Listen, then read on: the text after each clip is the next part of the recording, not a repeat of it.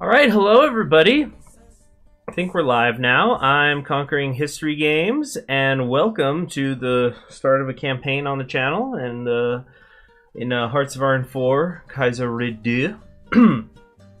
So what we're going to be doing today is we're going to play some Hoover third term. I think a lot of people would agree that there is perhaps no better partnership than Conquering History Games and avoiding the Second American Civil War by any means necessary. And we're going to be listening to some jazz music while I do it. So a lot of you have already been voting in the poll in the lead up, and it looks like first half of the 20th century jazz is going to win that poll.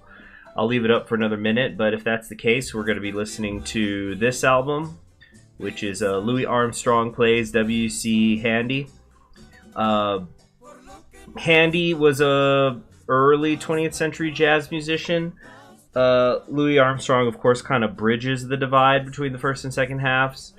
But in this actual album was recorded in the 50s, but he's playing music that was from 40 years earlier. So I am going to go ahead and say that it counts for first half. This is definitely one of my top 500 albums, and it starts with St. Louis Blues, which is a classic. So yeah, it looks like there's more votes than viewers right now, so somebody's using their alt accounts. And the first half lead is just building anyway, so I'm going to go ahead and end the poll there. 69 to 31 in favor of the first half. Of course, we can't start playing that music until we get out of this menu, which probably has already demonetized the video with this music. Alright, so let's just jump here into the United States. No, we're playing Hoover. And hello everybody who's here, by the way. Hello Zach Smith, Francesco, Ian's Mental Omega. The United States is in the midst of its worst political turbulence since 1865. Few expected this after America successfully avoided the Weltkrieg, but the rise of syndicalism fomented a Red Scare and an economy depressed by non-stop worker strikes and political crackdowns. Herbert Hoover won the 1928 election, promising a return to normalcy, but with the Great Panic of 1928 occurring, he has made no headway, and his re-election via the House of Representatives has only damaged his legitimacy. Now U.S. politics is challenged by numerous radical forces, all of whom promise in their own way an end to politics as we know it if elected. But no, we are going to stay the course with Hoover, and we're going to do this successfully. I just want to... wait, no, actually, no, never mind. We're not going to change any of that. Let's jump in here. Get in here so I could stop the music and put on my own music. Come on now.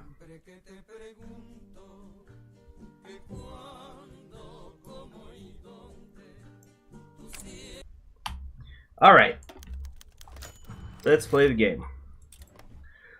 Alright, music already paused because I usually play with it paused. It's just like, you know, once you get into many hours as Hearts of Iron 4 as I have, you just can't do it anymore. So anyway, Louis Armstrong, W.C. Handy.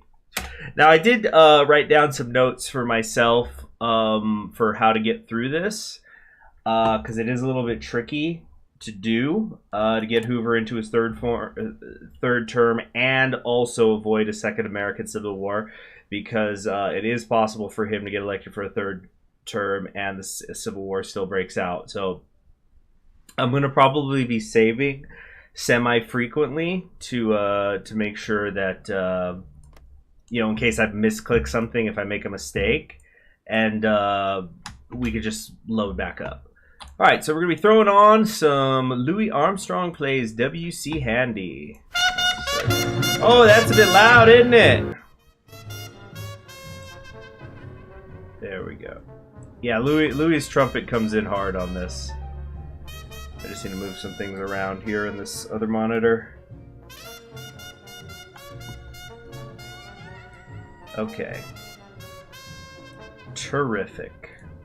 I really gotta change this transition screen. very badly. Okay, let me know if that music's too loud. Actually, I'm going to put it down just a pinch more. There we go. Okay! Hello there, J-Dog. Good to see you. Let's go ahead and get things started here with a look at the War Department. And if anybody has questions about what it is I'm doing, please don't hesitate to ask. Because I know what I'm doing, but you may not know what I'm doing. I love democracy. CHG will save scumming to preserve democracy. Yeah! I will cheat as much as necessary to make sure that these elections are fair and free. Okay. Let's trade for rubber while we still can, because that's not going to last long. And of course, the primary goal of this campaign is to successfully avoid the Second American Civil War with Herbert Hoover in his third term. We might continue to stream past that point. Not necessarily today, but at the very least in this campaign, I want to get that done. Okay.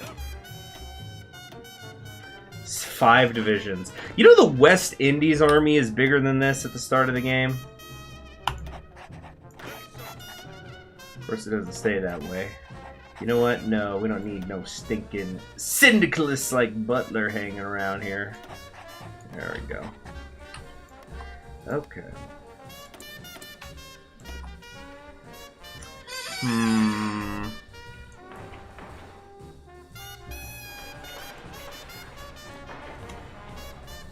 Okay.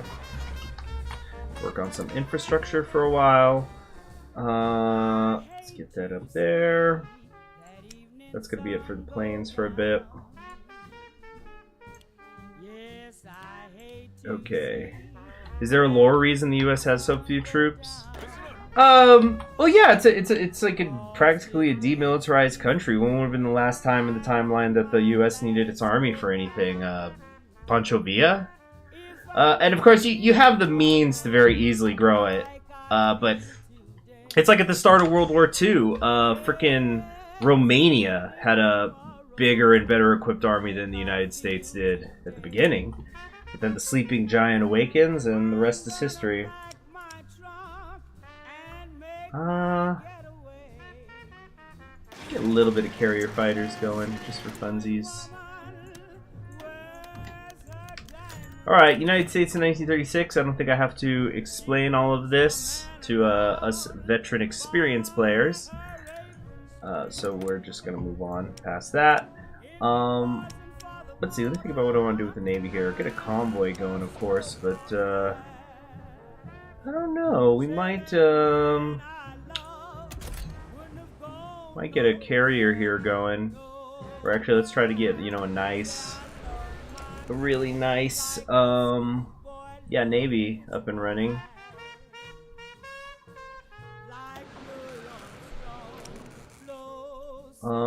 Yeah, more destroyers. Just little. We do a little destroyer spamming. Okay. All right. Hello there, Potato Man. Can you show the foreign policy tree? Sure. Foreign policy tree is over here on the right, back in business. We can do this once the American Civil War is over, or it has been avoided, and we have at least 105,000 manpower in the field, physically in the field. And then we can start figuring out what we want to do. Do we want to do moralism, interventionism, imperialism? We've got like different branches there, so we have a whole lot to choose from once we get through this. Like we can start coming out here and do like some Persian influence stuff and go to war with them. Just strictly for the sake of peace, for securing, you know, precious peace in the Middle East. That's what we're really concerned with. Yeah, a lot of peace right here, and we just got to make sure that that peace is secured. Maybe, or I don't know. We'll see. There's other foreign policy. I haven't looked at it in depth, if I'm being perfectly honest with you, because of course the main focus here is getting Hoover through everything peacefully. Whoa! What is does MacArthur not automatically start with charisma anymore? When did that happen?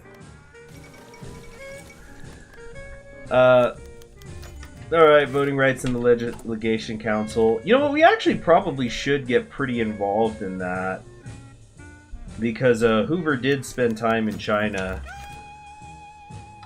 Crime spree, sweeps the nation. Let's go ahead and get that FBI funding up, you know, for the sake of securing peace. Hope everybody's having a good week. It's already Thursday night. Time flies, huh? Practically the weekend already. But, you know, it says we have time to kill until the election, because that's when things are really going to get spicy. Yep, Hoover was there for the Boxer Rebellion.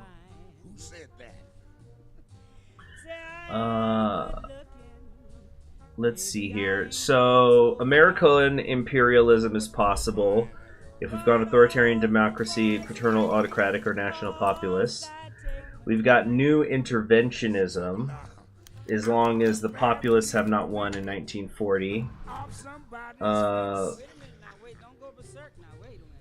Hold on, Eugene Talmadge flips. So I'm actually gonna do a poll here.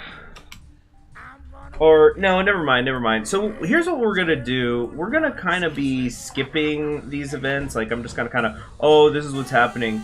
But we're not gonna really read all of these until we actually get about to November 36th. Like we've all played the United States of America. We basically know the broad strokes of what's going on. Yeah. But I think you're going to be very interested in what I do with Hoover, because Hoover actually has more than one way, technically, to avoid the Civil War. But yeah, only thing that needs to be known here is that, you know, somebody in Indiana has been is defecting to the old Democratic Party, which is like the far right in America. Thank you very much, Mephistian, the Lord of Death, for complimenting the music. Yeah. This first track is called St. Louis Blues. Actually, hold on. We're gonna pause it for a second because I don't think I want to listen to it off of this. I want to listen to it off of this. Hold on. All right, that's about where we were. Yeah, so this is an 11-track album. It's going to take us a little bit under an hour to get through it all. How can Hoover avoid it? Well, we'll have to wait and see, won't we, Joe Reed? Yeah, and Kaiserredux he can. Yeah, you know, everyone knows that the Kaiserreich devs were just going, damn it, this Conquering History Games guy, he's all over our asses in the United States. He just refuses to let the war happen. He's just so goddamn concerned with saving millions of lives, and we are bloodthirsty animals who must, you know, get our pounds, our tons of flesh. But then Kaiserredux stepped up to the plate and said, you know what, Conquering History Games, you just might have what it takes. So we're going to be trying to pass this Garner-Warner bill. Yeah, so it's between Democratic Senator Robert Wagner and Speaker of the House. It's an unemployment relief package, and we are going to be passing it through. You know, I might actually after this make like a shorter video where I explain kind of the broad strokes of how to do it. Like maybe not necessarily an optimized way. There goes Black Monday. National Unity Agreement, but yeah, I might make a shorter video after this campaign just for people who want like a one-stop shop to quickly understand, like, okay, how do I avoid the Civil War? Because there is a lot of intricacies if you want to like min-max things, where you max out like your you know, your party popularity or political power and different things like that. We're not necessarily going to be min-maxing it here, but you know, just kind of give people the broad strokes. Hoover suffers from the guy who was good at heart, did everything except being president, like Jimmy Carter. Well, you know, I'm gonna actually grab a book from the other room, or I won't do it now. I'll do it when the alarm goes off, because I have some soup going in my kitchen. Oh, also, real quickly, we're not gonna be doing national unity. We're gonna stay the course. A coalition would debase the democratic system. We're going to keep the Republicans Republican and the Democrats Democrat, and Hoover and his Republicans will get us through this. Does Hoover's ideology have a specific description? Well, he is a libertarian conservative. So as it says here, the Republican Party has experienced significant success since its inception in the days of Abraham Lincoln. The recent presidency of Woodrow Wilson has perhaps put a dent in its success, but the Republican Party still stands strong. However, the events of the past few years have endangered the continued dominance of the Republican Party, and although sitting President Herbert Hoover is himself a Republican, there is no guarantee the party will win the upcoming election. In fact, the party is somewhat split between the different wings, particularly on the issue of trade. The more protectionist wing, represented by Hoover and his Vice President Charles Curtis, and the more socially focused and free trade-minded liberal wing, represented by rising star Alf Landon. Both sides believe in a stimulus program to get the country back on its feet, although notably Curtis is more focused on this in his speeches, whereas Landon points to tariffs as the main culprit behind the economic crisis. Curtis is well known and quite popular within insider circles, and his position as Hoover's vice president has won him more friends than one might expect. However, Hoover's record has put a bit of a splotch on Curtis's record, and he will have to work hard to shrug off a challenge to his left from Alf Landon in the party primary. If he accomplishes, though, his advisors are confident his hopeful message will beat the doom and gloom of Gardner and the extremist parties that threaten to sap support from both major parties. But Curtis himself wonders if he can accomplish a recovery where Hoover could not, and it is yet to be seen how he will differ in a significant way from his friend. Whispers of a new government interventionism just around the corner have aroused anxiety in his advisors, yet his supporters have welcomed the rumors with significant enthusiasm, and perhaps this will be his path to victory. But yeah, so paramilitary growth is also happening, but... So, alarm's gonna go off when I just have to go turn off some soup I got cooking. But when it also goes off, I'm gonna go try to grab a book so I can, like, read this one really interesting quote about Herbert Hoover and how he was viewed in other countries.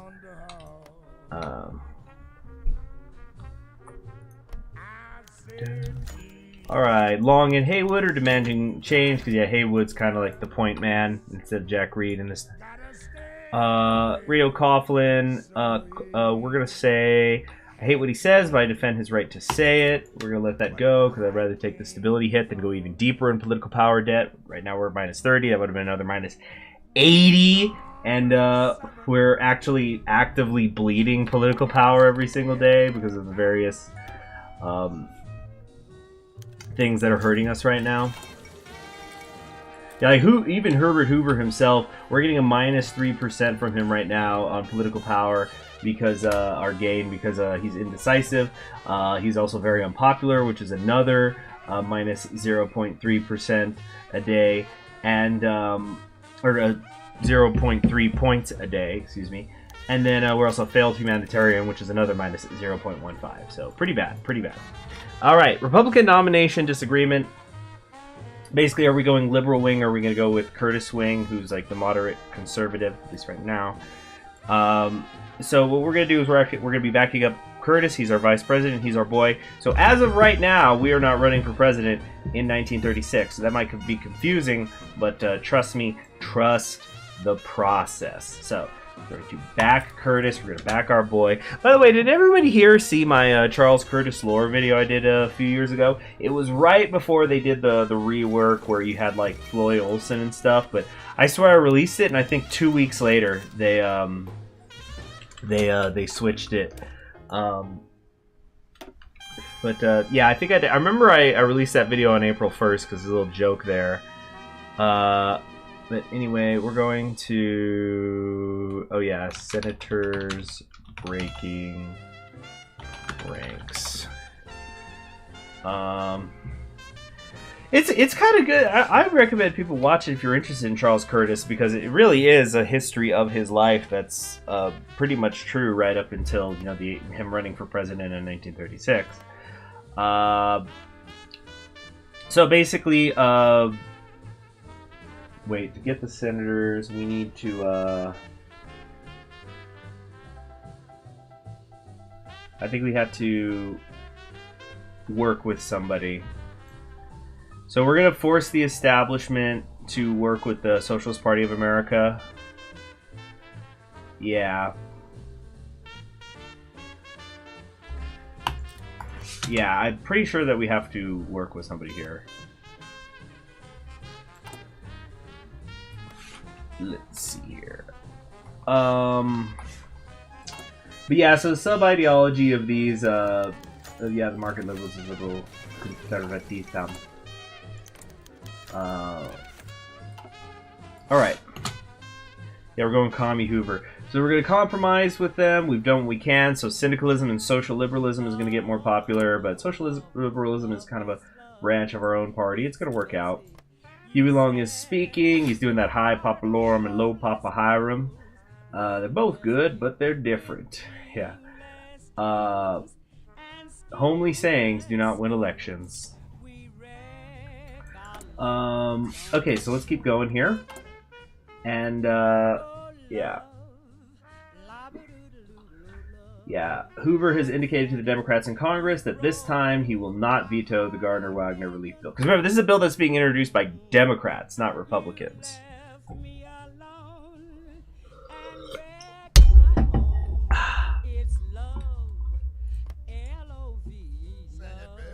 This is Velma Middleton who's singing this track, by the way. All right, St. Patrick's Day flood. People got to help themselves.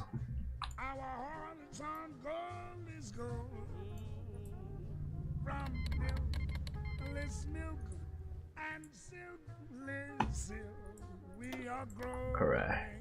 We're listening to the song "Loveless Love" right now. For those curious.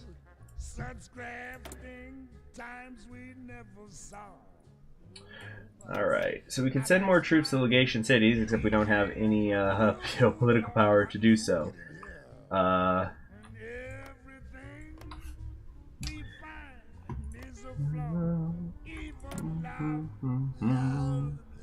But we're still in the lead in terms of influence, so it's okay. It's alright. Alright, Gardner-Wagner bill passes. A victory for us all. So this was really big. It's going to modify Black Monday in a lot of positive ways. We can get some political power and stability. So, you know what? Just for the hell of it, we are going to, try to influence, send more troops to legation cities. Oh, and just in time, there's my soup. So I'll be right back. I'm going to grab that book, and I'm going to grab that, turn the soup off. So it'll just be a minute.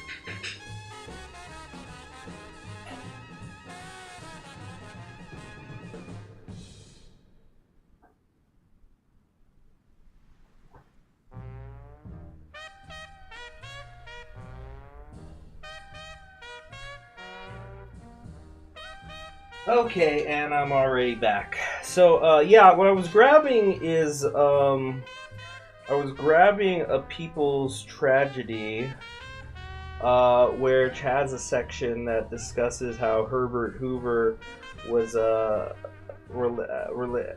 he got involved in events with the Russian Civil War.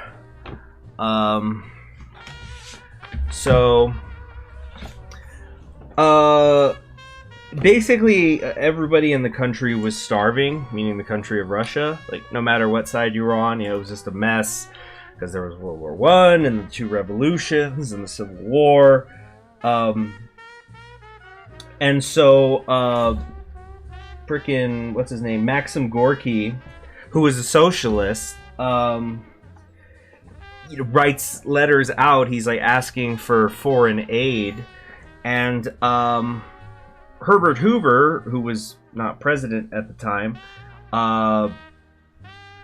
ends up leading the American Relief Administration's efforts. Now, he had been working to deal with like hunger and poverty and refugees and all sorts of other stuff during World War One and after after World War One, and so this is sort of an extension of that work. He says we need to work in Russia too, so he's getting them food. We need to get him food and medicine, and so he's coordinating this effort to the point that on 1922, when its activities that were at its height, the American Relief Administration was feeding 10 million people every day. It also dispatched huge supplies of medicine, clothes, tools, and seed, the last two enabling the two successive bumper harvests of 1922 and 1923 that finally secured Russia's recovery from the famine. The total cost of the ARA operation was $61 million. And so Gorky ends up writing him a letter back in July of 1922. I'm just going to read the letter here. So he says, in all the history of human suffering, I know of nothing more trying to the souls of men than the events through which the Russian people are passing. And in the history of practical humanitarianism, I know of no accomplishment which in terms of magnitude and generosity can be compared to the relief that you have actually accomplished. Your help will enter history as a unique, gigantic achievement worthy of the greatest glory, which will long remain in the memory of millions of Russians whom you have saved from death. The generosity of the American people resuscitates the dream of fraternity among people at a time when humanity greatly needs charity and compassion. Of course, that didn't solve all of Russia's problems, but 10 million people a day, that is sure not nothing. And this is the man who's gonna get his third term. We're gonna get the third term. We're gonna save this country from itself. All right. So the bill has passed. Now let's keep working our way down here. Let's make market liberals a little bit more popular, because right now we're only at 10% popularity. Not good.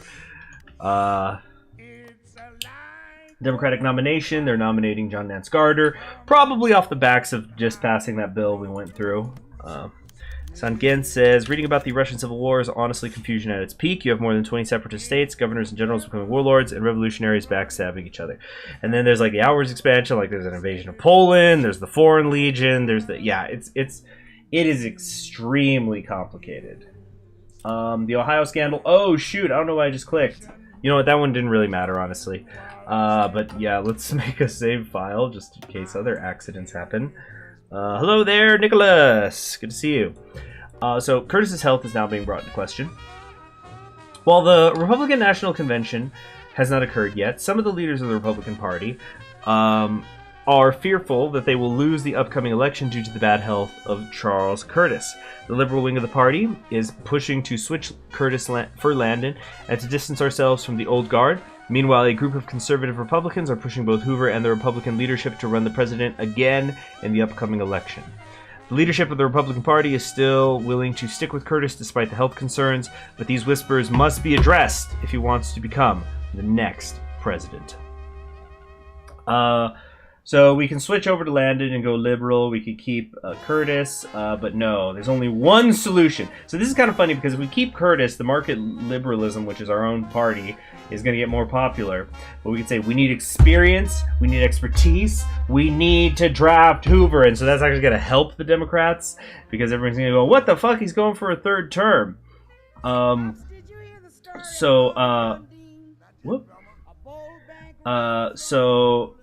Yeah, we're also going to lose 50 political power. Let's just check. Can we do anything else in the legation cities again? No, we can't. Alright, we're going to draft Hoover. Hello there, Stop with Camel. Congratulations on making it through the semester. I finished mine up last week. I have a slightly different schedule than other people. Yeah, Nicholas, we're straight up avoiding it. Yeah, Hoover third term, because in this country, the 1930s are going to be defined by Hooverismo.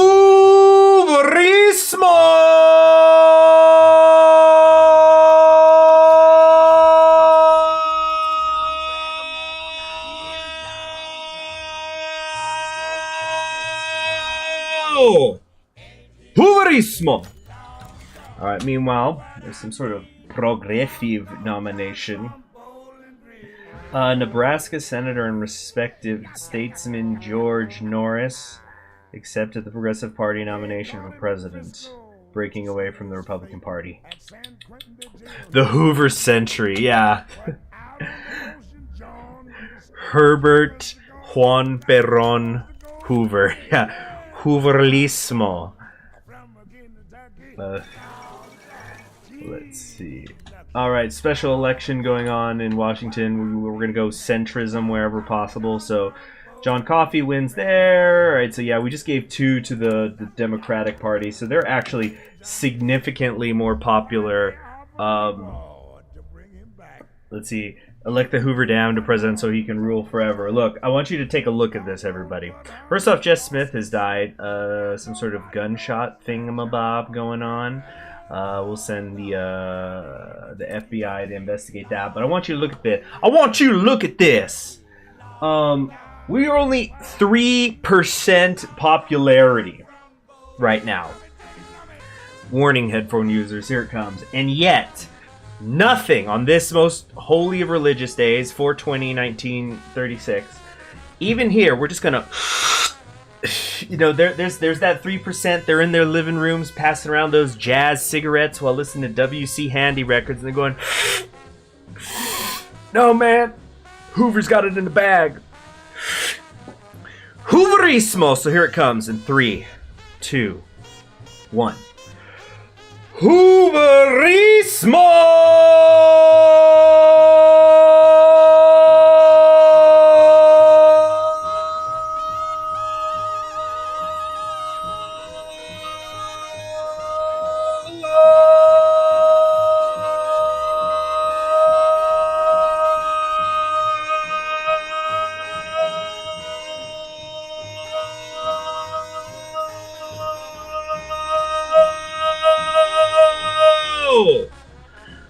Hooverismo is the future.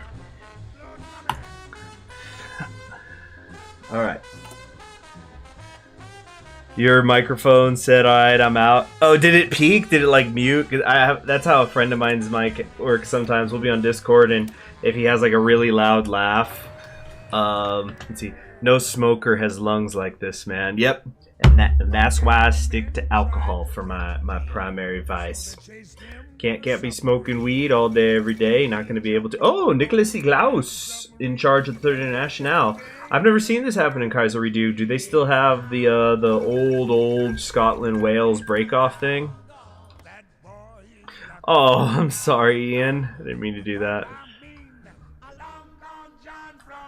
Oh Lord, he cometh. It kind of peaked. Oh.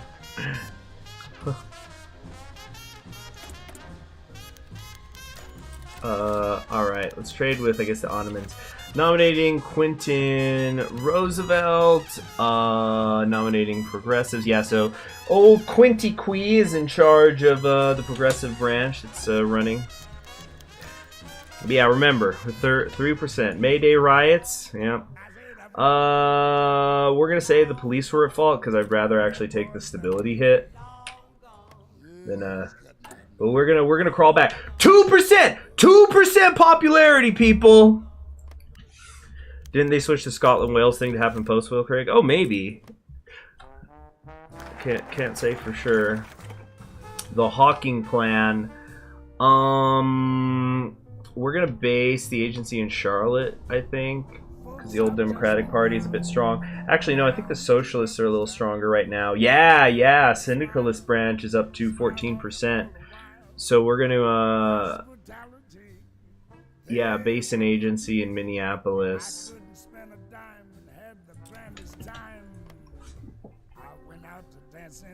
As in Kaiserreich, though. Well, how about that?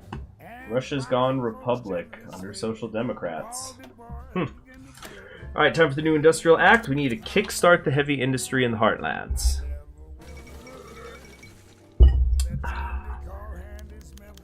The Christians won up in, over here in Italy. Or, excuse me, southern Italy.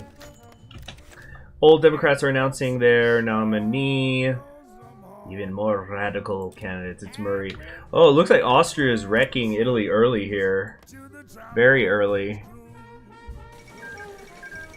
There goes the left KMT. As per usual.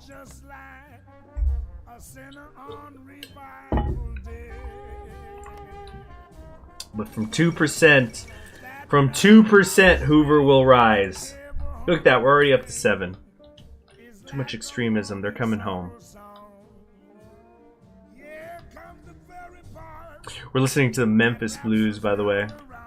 AKA Mr. Crump.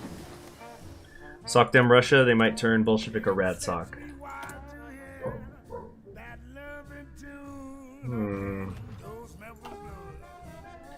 How are the legislation doing?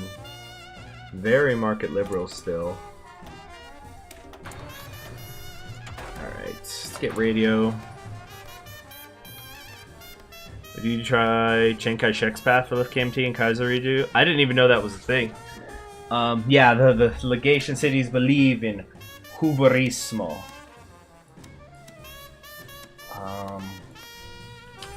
No, I've got some plans. Once in Kaiserredux, don't y'all worry about that. The main one is we're going to be doing an Alaska campaign whenever the heck my YouTube membership gets approved. That's going to be a YouTube membership exclusive campaign.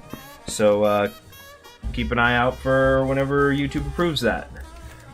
Increasing radicalization is happening. Stability be tanking. 6% popularity here. Oh boy. 162. Promote industry in Iowa. How strong's the America First Party? Dang, 16%.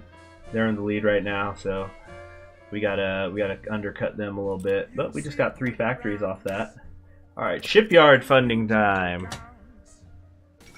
Chiang Kai-shek's hard and buggy. Yeah, you know, that's one of those things you got that just comes with the territory of Kaiserredux, and it's just like, you know, I know the devs do their best, but when you're just mixing so many sub-mods, it's bound to happen. Small price to play for memory. There we go, Hoover renominated in a massive rally in Sacramento. Got to lock down the western states, right? Leading members from the Republican Party watched as Herbert Hoover came out to accept his nomination as the Republican presidential candidate. This massive rally has not only received the attention it deserves, given its size, but its minor coverage by the press as a whole has come as a result of the view that his rivals Gardner and Norris are the leading figures in this race. We'll give it our best shot, boys. 4 more years indeed. Alright, heat wave. It's getting hot. You know what, can we, no, we can't really build new units right now. That was before all the patches. Yeah, 4 more years! Oh, Nelson Wagner of the Gardner-Wagner bill, no doubt, is in the chat. So, you know, if we get this, it'll be in no small part thanks to you, Nelson Wagner. Thank you for the help. Alright, what's our next play here? We got support equipment, we got artillery. Do we have anti-air guns? No, we do not. I don't know. I think we need to maybe research anti-air guns. What do I want to switch out? Okay, construction's almost done. Can you remember the name of the Russian theme song from the KRX main menu? Oh, that was a few patches ago. No, I do not. Eugene said I thought he was going to reclaim the United States as Liberia under Hoover. No, that would be another day.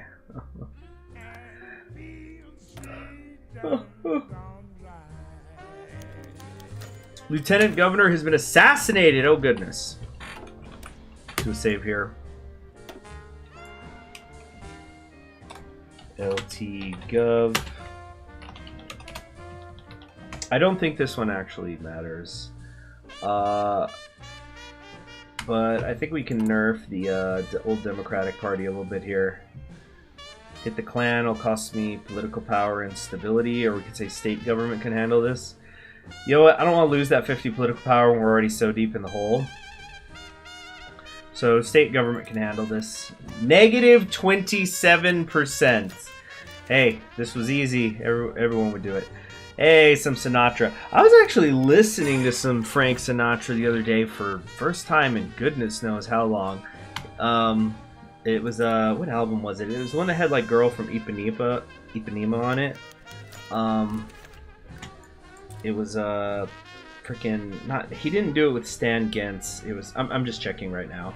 I'm blanking out. Yeah, it was like a recommendation.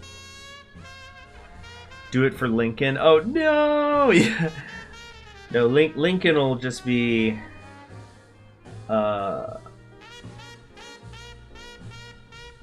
Lincoln is gonna be a footnote compared to the Hoover legacy. Herbert Chadver, or how about her Chad Hoover? Or Chadver Hoover, or Chadbert Hoover. Chadbert Chadver. Independence Day address. We're gonna kind of leave that be. Or actually, do I want to reprimand him? I'm checking the notes here. No, I think we leave it be. Although, damn, I'm actually forgetting.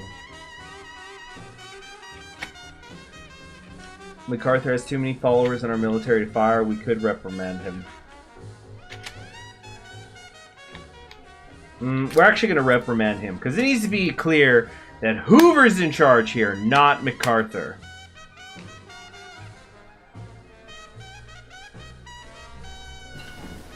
Tiberius Canis. I wish you could just name Syndicalist America as just the United States after the Second American Civil War. Isn't there a path like that in Kaiserredux where you get the Social Democrats and they just kind of... Yeah, don't they just restore the Constitution? It's kind of like how in regular Kaiserreich what the Patagonians can do with Argentina, where you just actually convert to Argentina. Yeah, Hooveran militarism, yeah.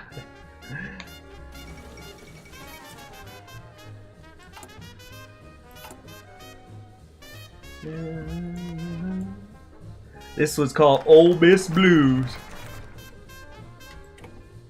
Butler coup CHG. The plot twist, this Hoover campaign is actually about Butler. Shipyard funding scheme. Who's more powerful right now? The Socialists or America First? America First is still really strong. So we're going to give this contract to Corpus Christi. Let's start telling Canada we need that money from them. 50 million, little man. Put that shit in my hand. IDK, which path is the hardest to reclaim in the United States? Liberian Hoover or Paraguayan Huey Long? Market liberalism with Herbert Hoover characteristics. Yeah. Quotes from President Hoover. Yeah. Southern Democratic voters are aligning with the old Democrats. That's no surprise. Alright, there's fighting going on in Arkansas. We're just going to say we can counter the Minutemen or the Klan. So this is like infighting between America First and the Klan. So basically between Huey Long's people and Murray's people. We're going to say we can't get involved. We're just going to keep taking those stability hits. Minus 37% and minus 22 political power. Just Kaiserreich things. Oh, man.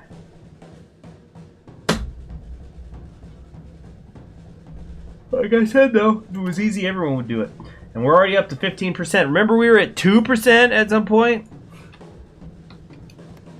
Paraguay, you need to get a Puerto Rican. As I said, no, get the Klan. Sorry, Potato Man. Hoover's got to think about the whole nation. The rookie numbers, pump them up or drive them down. Look, it's Klansmen fighting non-racist Klansmen. Like, whatever. It's a monster fighting the devil. Alright, so Kolchak's dead. Oh.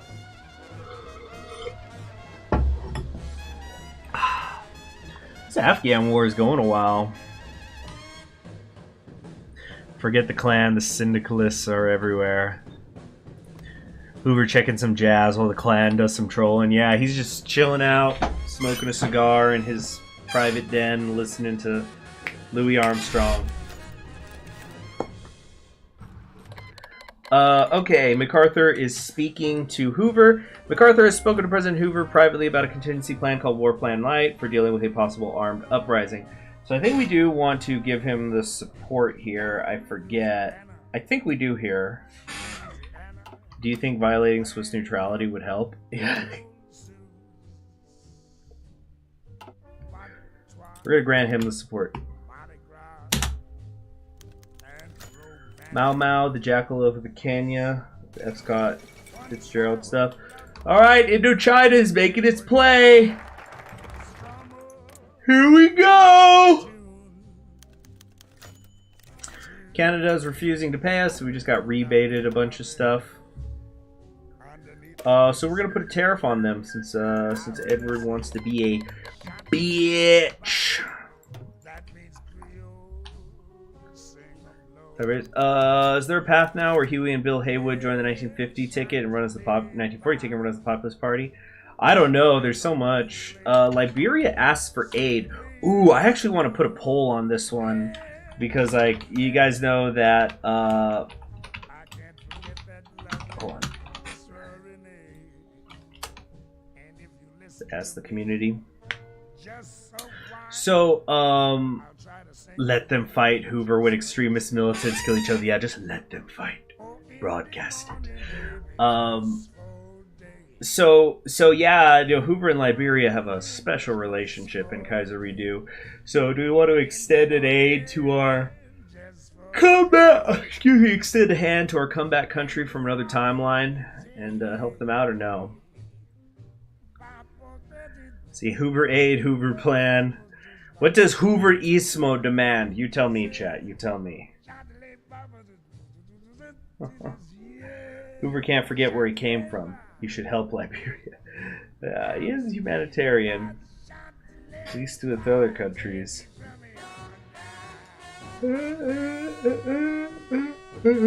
Alright, looks like everybody... No, actually, no, only about half of y'all voted, so keep voting, but... One side certainly has a big lead, to say the least. In real life, you may not help, but we choose, so we must send help. Alright, well, how else are we going to springboard an invasion of Deutsches Mittelafrika? I think Liberia most of the time turns to Germany or the Third International if you don't aid. We need Liberia, yeah. Liberia is the linchpin to our entire foreign policy. Okay. I'm just going to go ahead and end the poll. Yeah, as you guys can see, 95%. Yeah, so we'll help them. So that's going to cost us 50 political power, but their opinion of me has gone up now. Hail, hail, Monrovia. When I didn't wake up. That was Romania, that was it. We need to invade Africa so we can aid them, yeah.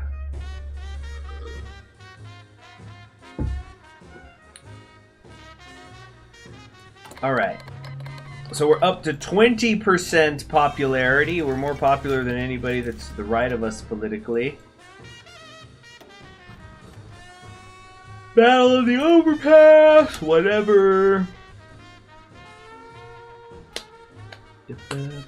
Democracy is non-negotiable. Yeah. I think I'm actually gonna go get some of that soup of mine. Great heat wave's over, everything's cooling off.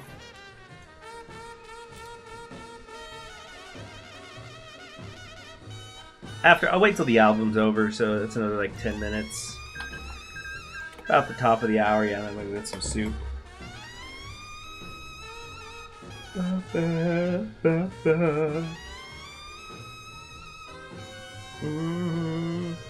Which side will we support in Europe?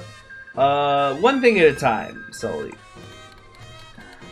Let's we still have to get through an election. We still have to save this nation from itself. So much to still do. Bum, bum, bum, bum. The side of profit. All right. Next track is Hesitating Blues. See, because yeah, W.C. Handy, he was from that era where you just call everything blues, like just something blues. The Memphis Blues, St. Louis Blues, West Side Blues, Kansas City Blues. Because there's many flavors of blues. It's like one of my favorite soul musicians, Gil Scott-Heron. He has this song, it's a live thing, where he's talking about, yeah, there's so many different types of blues. Wait a minute. What we want to do here, I'm going to start working on some Air Force stuff, Navy stuff. Let's do Navy. Yeah, the Hoover Blues. No, there's no blues with Hoover, but yeah, there's a part where he's talking about, he says, there's all sorts of types of blues. There's the I ain't got no money blues. The I ain't got no job blues. The I ain't got no money, I ain't got no job, and my girl left me blues. There's old world blues. There's the balefire blues. Yeah, all sorts of stuff. Capitalists love blues, communists love red. Oh my gosh. It all's coming together. The Hoover's Blues.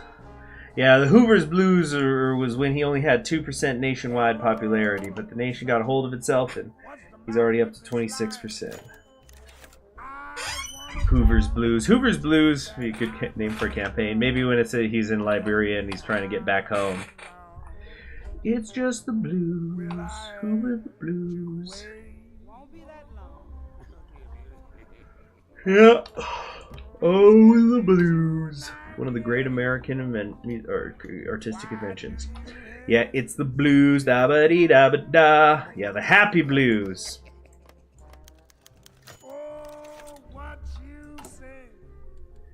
He held the nation by its balls. The ball blues. The shantytown blues. And I guess that's why they call it the blues.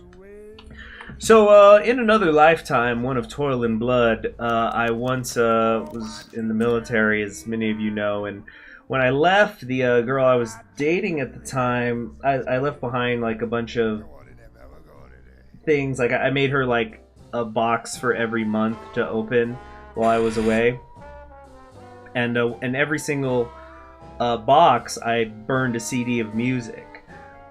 Music that I liked, but mostly stuff that I thought that she liked. Really, it was kind of, I was almost trying to like transition her over to, you know, enjoying my style of music more. Or like opening her mind. Because, you know, it was like, I joined when I was 17. You know, so it's just pop music as far as she was concerned. That's all she would listen to. Not that there's inherently anything wrong with that. But anyway, I remember it was afterwards I realized, oh, I should have put that Elton John song on there. You know, the one, I guess that's why they call it the blues. Because that's a song about, you know, when your other goes off and joins the military. You know, time on my hands could be time spent with you. Because it's the separation that comes when, you know, your girlfriend, boyfriend, whatever joins the military and you stay behind. Like, on the one hand, they're the ones who are going through the suck. Here we go, election day! Geez, do you think there's enough candidates?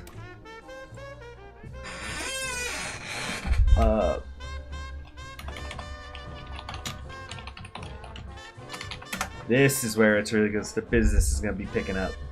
So, the result. I wonder who we're going to pick, guys. The results are finally in from what has been the most ideologically contested presidential election the United States has ever witnessed. None of the three major parties have secured enough votes in the Electoral College to outright win the presidency, and as a result, the House of Representatives once again has to vote on the winner of the election. While many are expecting the so-called mainstream parties to back one another, The old Democrats are attempting to court conservatives, while the SPA demands progressives back them or be held responsible for a reactionary victory. Meanwhile, Long is seemingly attempting to cut a deal with every representative in arm's reach, especially the Progressive Party, left wing of the GOP, and more populist Democrats. This is probably not the end of our problems, but for the time being, the victory goes to... You know what? Quick throwback to the immortal year of 2020. Do you guys remember, and of course I'm not talking about my personal politics or anything, like, you know, it's all real politique. I'm just commenting on it, like, you know, as how people will remember it, like, historically. And I think one of the stories of the 2020 election is going to be that the Democrats were so fucking snake-bitten by 2016 that they were desperate by any means necessary to defeat Donald Trump and deny him a second term, which he'll probably get in a couple years here. Anyway. So there was a debate. I don't know if it was after New Hampshire or Nevada, but it was very clear that Bernie Sanders had the momentum on his side, and he certainly had the plurality of votes on his side. And one of the debates was ending, and then whoever the hell was moderating the debate asked the question, like, they were basically asking, would you be in favor of it, like, going to the convention and, you know, you win the nomination there? Basically, he was arguing, like, the moderator was asking, like, do you think a plurality should be enough, or should the delegates of the voters should decide who's going to be the nominee, or should it go to the convention? And every single person, except for Bernie Sanders, because he was in the lead, of course, said... I once again ask you for financial support. Boy, that meme is gonna outlive him. Like people will be posting that picture and like, you know, it's gonna be decades down the line, and people are like, who the fuck is that guy? And they're gonna think he's just some stock old guy, you know. Anyway, and so I was just remembering that right now. Of course, you know, I'm not just saying if I'm for or against the Democrats or Bernie or Amy Klobuchar or anybody. Just, you know. It's going to be interesting seeing how historians look back on that election and that year, indeed. Anyway, so there's only one man for the job. Outliving Bernie won't be hard. He is up there. What is he, like 80-something now? I'm going to look this up real quick. Anyway, yeah, Hoover wins. We are the ruling party. We lose stability, but we're going to gain political power. Centrism prevails. You know, look at that. It's what the people want, 32%. So let's see, Bernie Sanders was born in 1941, so he was born in 1941, we're in 2022. Yeah, so he's over 80 now. It's not his birthday yet. He was exactly 80. Let's see, Hoover, third term, yeah, let's go. 1941 and out. Yeah, there's been a lot of kind of a lot of politicians from that era have been you know, yeah, they're like the main ones. Like let's see, how old's President Biden? Biden's, I think, a little older. I think he's at 82. Checking this. No, he's slightly younger. He's 79 right now. And then Donald Trump is just checking all these things. You can see how heavily invested I am with any of these people. Donald Trump's 75. Elizabeth Warren, that was another almost... Gosh, do you guys remember when... It was incredible how... that was another crazy thing from the 2020 election, how Elizabeth Warren just shot herself in the foot when she tried to accuse Bernie Sanders of sexism. Because there was a point where it seemed like it was going to be a coronation. Like, if you were following on Predicted or anything. Okay, Elizabeth Warren's 72. Her birth name was Elizabeth Herring, like a herringbone. Interesting. I wonder if she has like, I wonder if it's like Scandinavian ancestry. So there's riots going on. People are pissed. Hey, the House decided they're the people's representatives. Yeah, crush the riots in the name of freedom. Yeah. So yeah, that was so crazy when. Yeah, she just shot herself in the foot when she tried to accuse Bernie of sexism. Just like her popularity just plummeted overnight. All right, the Socialist Party is contesting the results.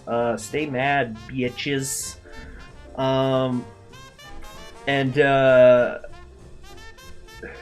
but yeah, there was a point in late 2019 that, like, if you were watching on Predicted and stuff, or other indicators, it seemed like the coronation was coming. It's like, okay, she's a woman, but she's not Hillary. She's like progressive, but she's not full Bernie progressive, so she could appeal to the moderates.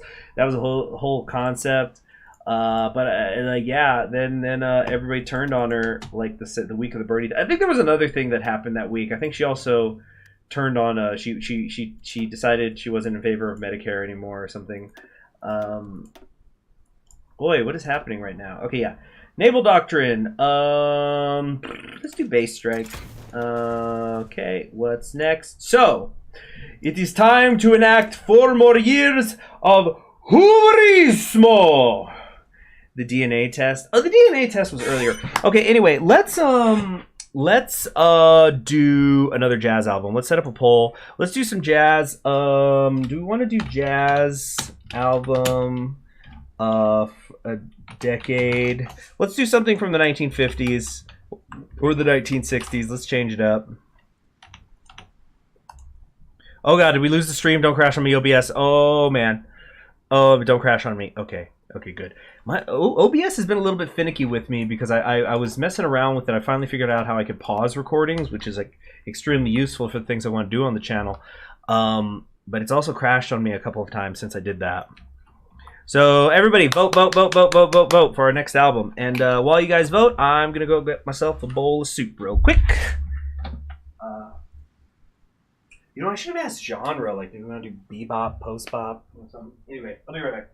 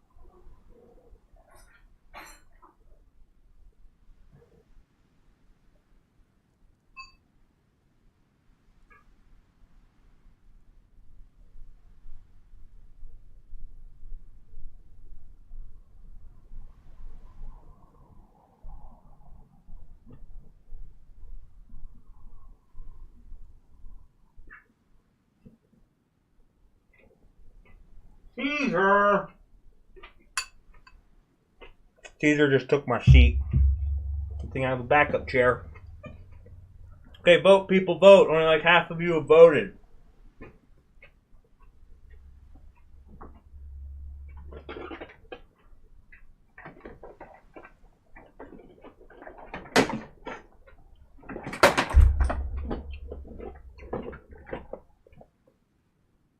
Okay.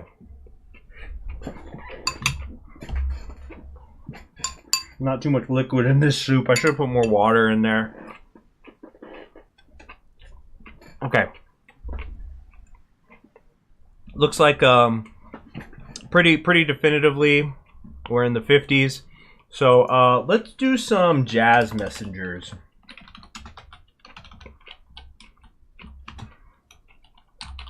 All right. So the album we're going to listen to is this one. Right here. Oh shit. Wait.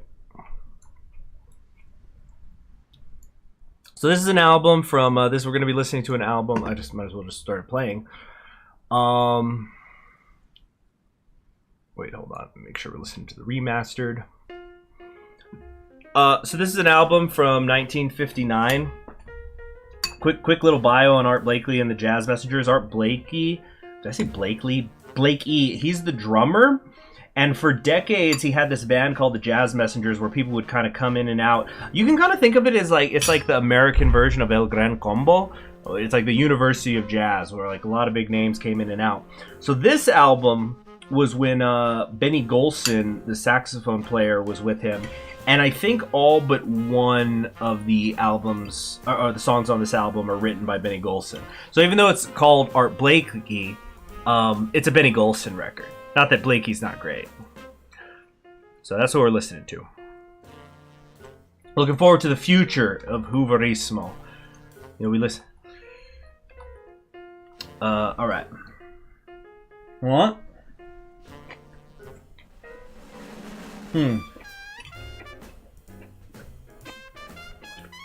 Chewing ASMR.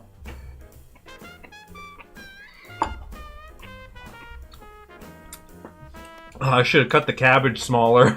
Alright, 4 more years.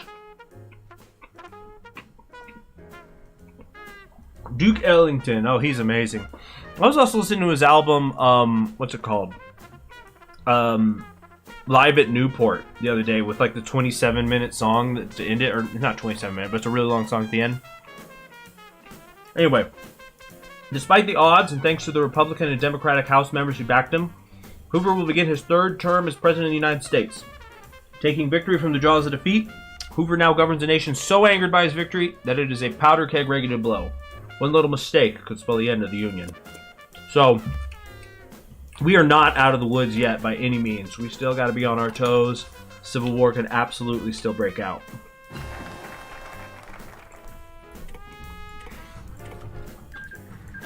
Okay. Should we get like a high command or something? You know, do something, start getting some army going.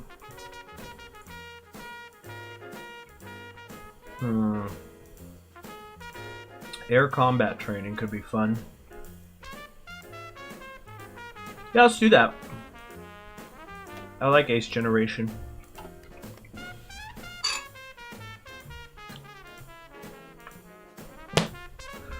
Okay, am I going to help the Entente? Oh, great Hoover.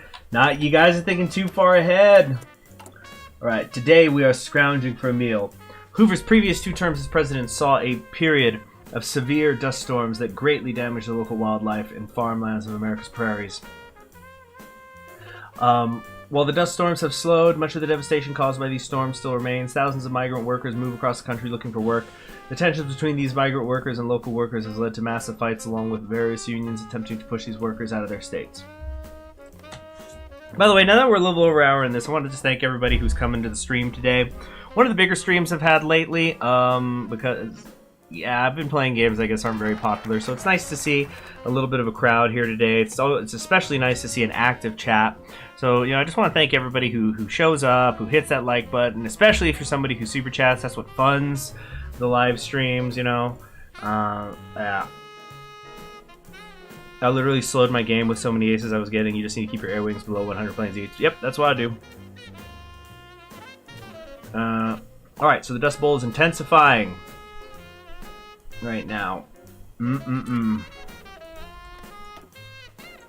Today, we are living in a shanty. Homelessness was well, let me get a little more soup here. Yeah, I really should have cut this cabbage smaller. It's like big chunks. You're gonna hear all the crunchiness.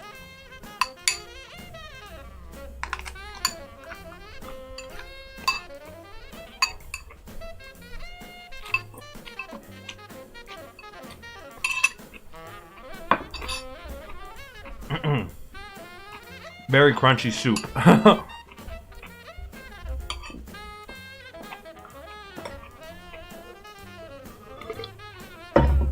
Yeah, I think I just need to cook it a little more. Well, we are out of civilian factories again because of the Dust Bowl. 15% we're dealing with.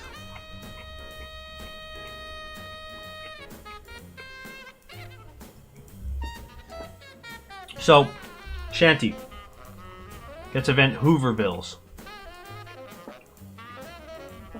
Homelessness was present before the Great Depression and was a common sight before 1925. However, most large cities built municipal lodging houses for the homeless. But the Depression exponentially increased demand. The homeless clustered in shanty towns close to free soup kitchens. While this trend didn't start under Hoover, after his victory in 1929 and the collapse of the market that same year, the opposition began to call these expanded settlements Hoovervilles. making a dwarf empire in the new Stellaris DLC. The soothing cabbage eating ASMR is much appreciated. Well, I'm happy to help. Alright, got that going. Anti-air, right. Gotta get that. Got to. Dang, I just filled my bowl with, I just dumped it in. I pretty much only got cabbage in this. There's no onion or any of the other vegetables that I put in. There's like one tomato. I guess all the cabbage floated to the top. Over the past 2 terms, the so-called Hoovervilles have expanded across the country. Little the Hoover administration has done has ameliorated the problem, and it seems these shanty towns are a permanent presence. Even worse, due to the riots across the country, criminal activity in these Hoovervilles has skyrocketed. How can we solve this problem? So, yeah, more bad stuff happening. Hoover Galactic Empire. Oh, man, you're on fire today. Tensions across the nation were already high enough, but with Hoover's nomination and subsequent victory on the 1936 Republican ticket, many across the nation are angry. I'll say more cabbage. Wait, what the fuck? Huh? Oh! KPU Coon Matt, how about some John Coltrane of Love Supreme? He's great. Maybe we'll play him after this. You know what? That's a terrific idea. How about we're gonna listen to this. We'll listen to one more song off this album, and we'll do some Love Supreme.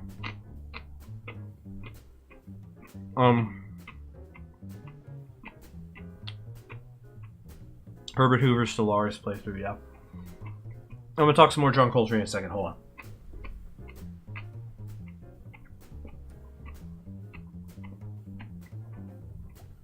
So, many of these individuals have begun protesting the election results, and the most violent of these individuals have begun assaulting and burning buildings.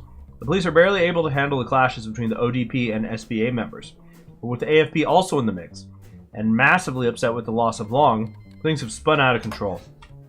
Washington, D.C. looks more like a battleground every day. And many within the government are feeling that this is a problem the police cannot handle. There's riots, there's lawlessness. It's a hard knock life. So because of the riots, totalists, syndicalists, radical socialists, authoritarian Democrat, and national populist support are all going to be rising. We would like to thank you, Herb. But I'd say about John Coltrane. So yeah, John Coltrane, of course, is just this incredible saxophone player, who we lost too soon.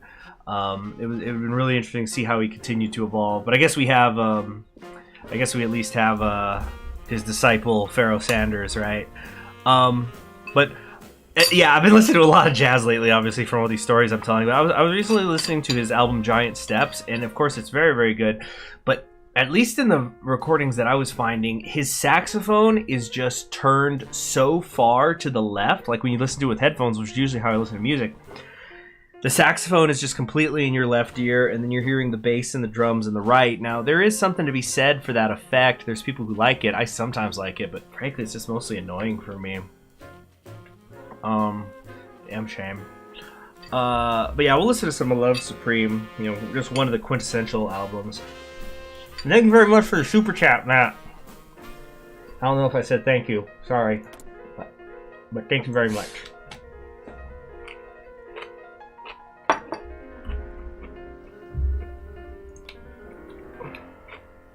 Yeah.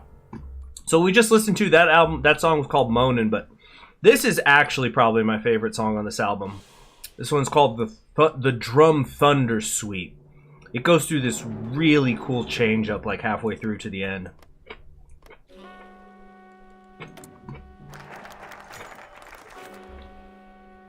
Hoover Legacy. My credibility is being destroyed. Can we save this state of shit from sinking? Getting worse. Getting worse all the time. So, can't do anything till Inauguration Day. So we got about a month to kill.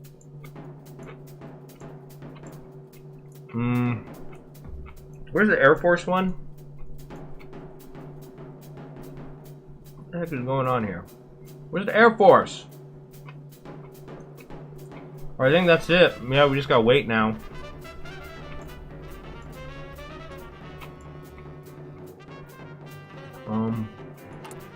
Alright, whatever. Have I heard of Yugoslavia jazz? No. Although, there was an album that came out last year. One of my favorites that came out in 2021.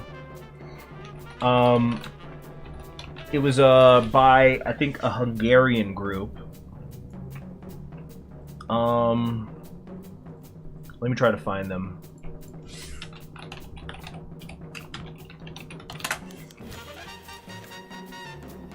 Oh my gosh.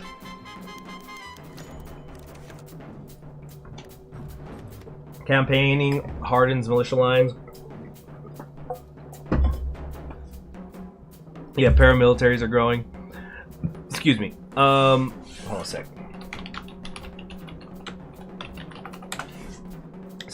So it's called the Philip Zoltowski Quartet.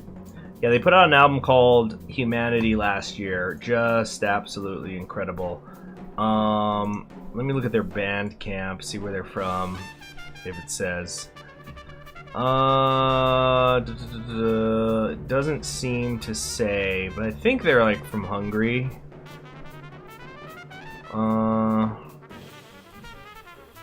maybe they're Polish. But yeah, they gotta be from Eastern Europe with the name of these band members. Like there's Zoltowski, there's Wandin and stuff. Oh, thank you very, very much for the super chat, Joe Reed. Despite your friend Jack not becoming president, New Year's Day strike has begun.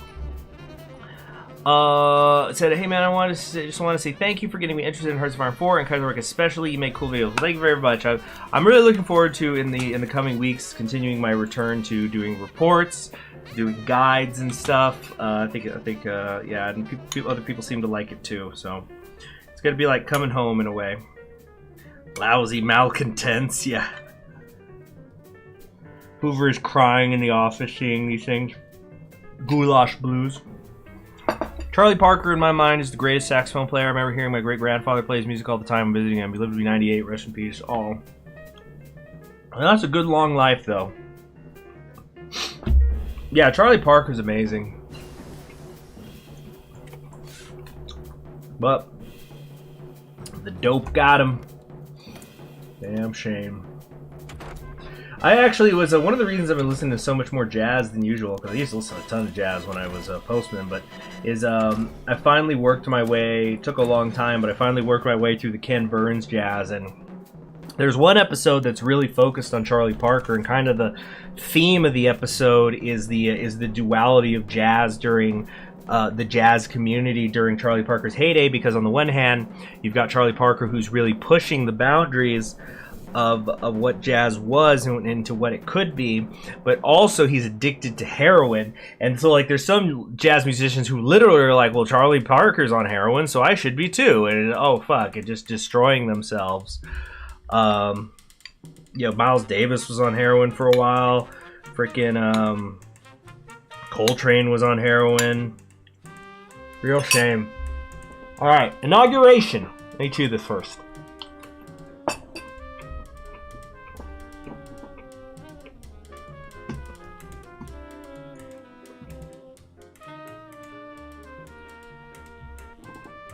Yeah, so this is that change up. We're still on the same song, the Drum Thunder Suite.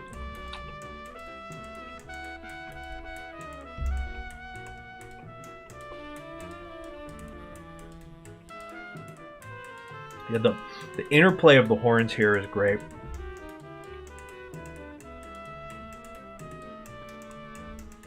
So, Herbert Hoover was sworn in again as the President of the United States of America today.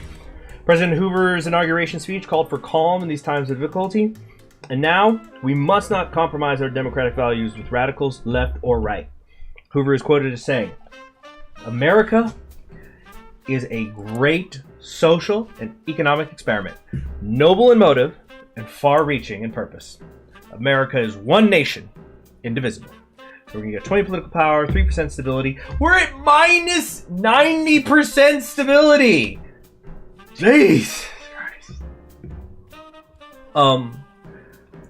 So, let's do the save here.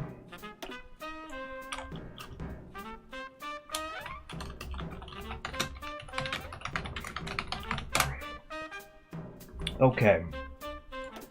So yeah, as it says, we have to act quickly, as it says here. Yeah, 100 days. Now that the election is over, the new government will need to take action, and quickly. Failure to act will likely mean intervention by the military to solve the crisis, even though acting carries no guarantee of the political crisis being solved. So, yeah, we've got to make our play here. Now is prosperity around the corner with the inauguration of Herbert Hoover on January 20th, 1937. He has begun his third term as president, overseeing a nation in panic, with riots everywhere and a state of near lawlessness across the country. Many close to the president and the nation as a whole see him as both defeated and pessimistic. Hoover's vice president, Knox, has gone over... Oh, yeah, we switched VPs because Curtis's health. Then we're still on that drum thunder suite. Now the piano's taking the lead. Hoover's vice president, Knox, has gone over the radicals across the nation by slamming them as a danger to the American economy, by wishing to tax away capital, encouraging waste, and throttling America's entrepreneurial spirit. So I think we just need to like unpause. It's going to automatically go through or something. Yeah. All right. Now, we're going to go to the left. This is actually really crucial if you want to get this done in time. You've got to go left. Do not start embracing the economic program just yet. All right, that was the end of the suite. Okay, let's do some. Yeah, we're gonna do some one of the all-time great jazz records. Time for A Love Supreme. I used to listen to this all the time when I was working for the post office, because it's almost exactly a half hour long. So let's change out though. We need to get the new. I'll go ahead and start it. Yeah, part 1. This is the most famous part. Although part 4 it's a 4-part album in half an hour. This is the most famous part, but my favorite is the part 4 personally. It's all amazing though.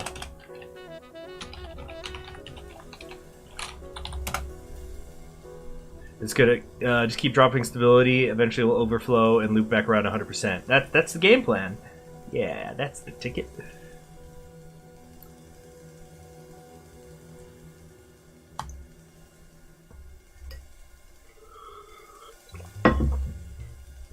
Okay. There's the bass line.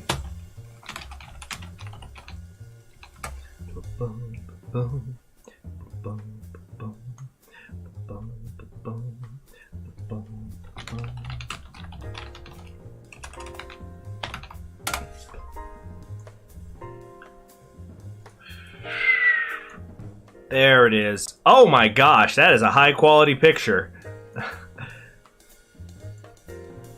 See, this is how you do a jazz album that's just like a picture of the, the main artist, composer. In profile, black and white, contrapposto, not contrapposto, but the, what's it called? Chiaroscuro effect with the shadows, creating definition. That's how you do it. Yeah. Wait, oh, what's the tree in the bottom right that looks like a Senate run? Yeah, this is MacArthur stuff. This is where he doesn't even go Cincinnati. He doesn't go Cincinnatus. He goes, Roman Senate style. The Senate Populusque Americas. Okay. Where was I? Oh yeah. So we're gonna work with the Democrats. We have to do this because we could be destroyed by the sea of radical far left and far right populists, along with the socialists in the Midwest. But there's so many trees in American stuff. Oh yeah, there's like crazy stuff. Like there's a thing where I think like you can set up like a Catholic America that allies with Portugal or something. So many possibilities. Cabbage time.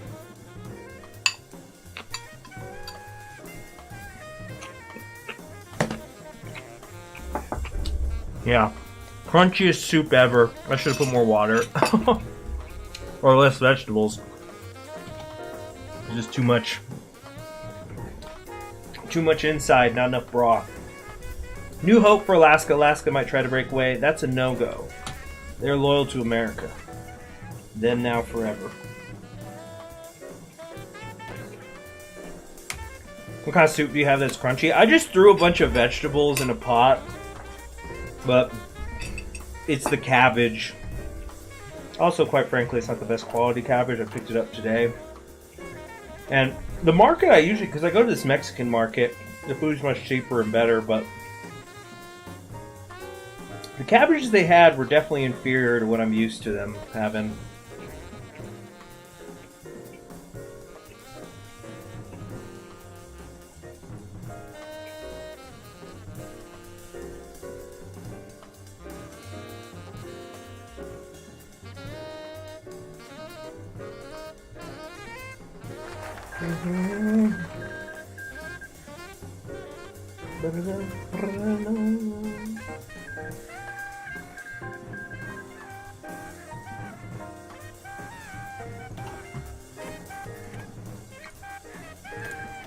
All right.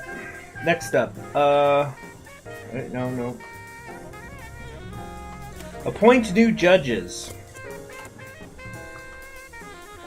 With the Hoover administration working more closely with the conservative Democrats, many within the liberal wing of the Republican Party have begun calling out Hoover's inaction and perceived traitor status. Some of the further left members of the liberal wing have even gone so far as to join the Progressive Party. Openings on the Supreme Court, along with the lower courts, have given Hoover the ability to mend fences with the liberals of his party.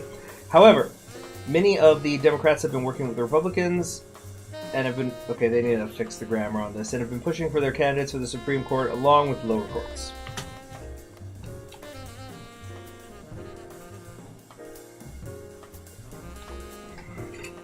So yeah, that's my crunchy soup, Joe Reed. I put too much vegetables in there. Because when I'm feeling like really lazy, but I want to make some sort of food that's, still healthy, I'll get like a big can of tomatoes, pour that in a pot, like a big pot, gallon plus, and put some water in there too, and then I just start throwing whatever vegetables, could be peppers, onions, cabbage, garlic, all sorts of stuff. Just throw it all in a pot, bring it to a boil, let it simmer, but I got the ratio bad. Seems another round of votes is coming. MacArthur flexing on Hoover with 5 divisions.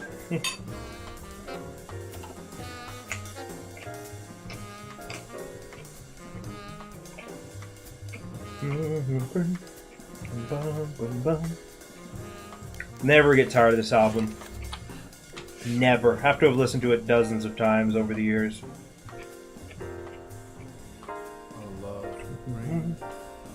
Oh, Cuba wants to buy aircraft. Cuban aircraft sale. Can't afford this. Yeah, give me the political power. Thank you. Love supreme. Love supreme. Love supreme. Love supreme. We're going logistics because I want more Army XP. Classic music. Ooh, boy.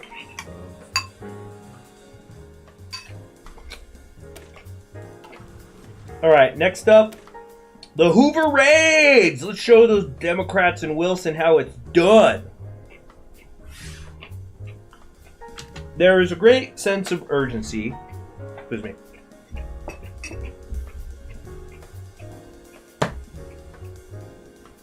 In the calls to crush these insurgencies as harshly as possible. The director of the FBI, John Edgar Hoover, has suggested to President Hoover that the best way to solve the crisis of these riots is to begin targeting their organizers along with their suppliers. Many of the more liberal members of Hoover's cabinet fear emboldening the FBI director, which could cause the same repression of civil liberties seen during the Wilson and Palmer administrations. Yep. And then just the bass line right at the end there. Right on. Right on. You know, that's another thank you to the people who do the super chats, because when I play music like this, of course I get demonetized from ad revenue, but you know, the super chats offset it, so it works out.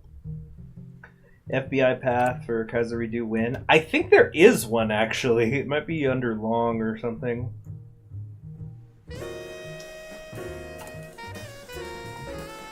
When director of the FBI, Hoover works for President Hoover. You know, I never even thought to look into if they're related.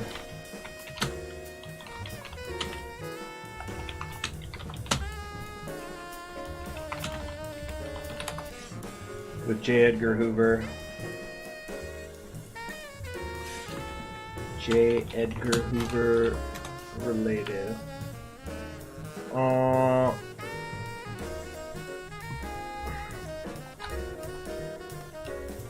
Right. According to jedgarhoover.com, the answer is no. They are not the same person and they are unrelated. But they did work together.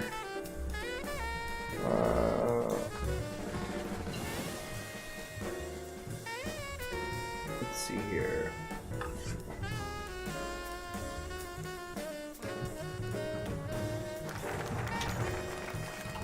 I remember once I knew a woman who was in the FBI. She had been in there for decades. She was about to be forced into retirement, which was hilarious.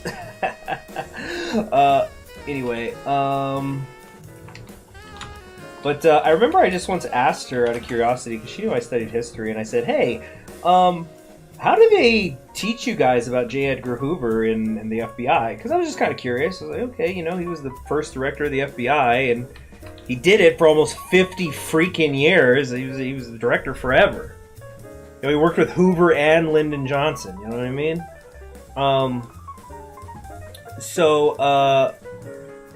She just starts immediately praising him, like, "Oh my God, he was amazing," and she's just going on like he was so strong, and like she was like with glee. She says this one line at one point.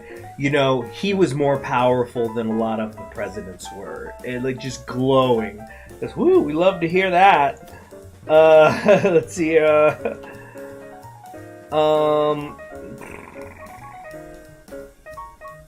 Let's see here.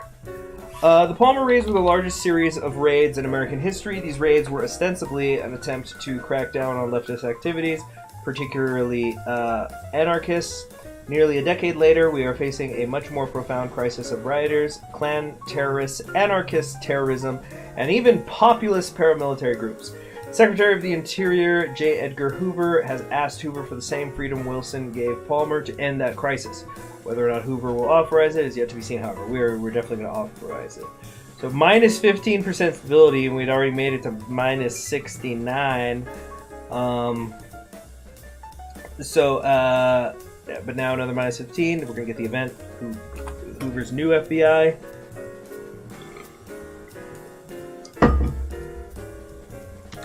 Authorize it. Democracy is non-negotiable. Yeah.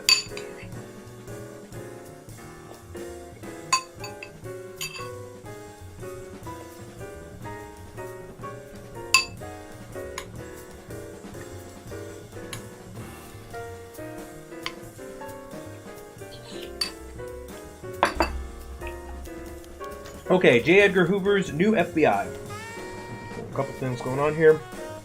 Let's do battlefield support.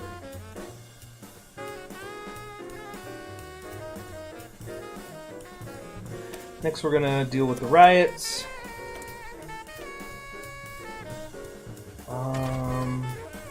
Industry's up and running.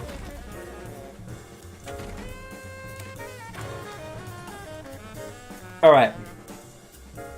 When J. Edgar Hoover, oh yeah, you were bummed out about the Second American Civil War? Yeah, well, that's why you come to Kaiserredux, fog repair ship, Akashi.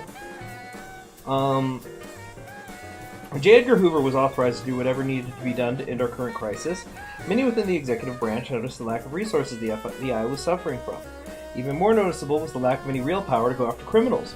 The director of the FBI, J. Edgar Hoover, has proposed a massive expansion of the FBI, including hiring of more agents, procuring more office buildings, and in general finding more power to go after the criminals and solve this crisis. President Hoover is now left with the choice to either accept Hoover's request and expand this increasingly powerful organization, or to deny the request and make do with the resources he has right now.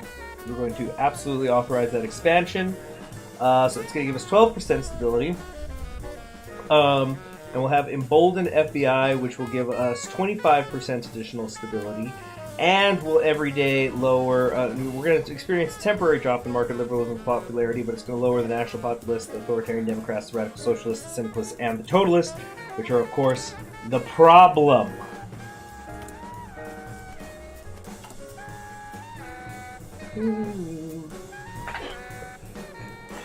Hoover ruled the FBI for more time than Franco ruled Spain. Oh.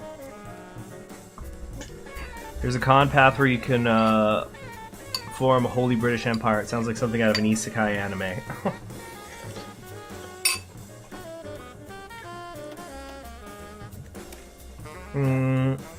Let's do mobile warfare. Or, I'll do Spirit by far.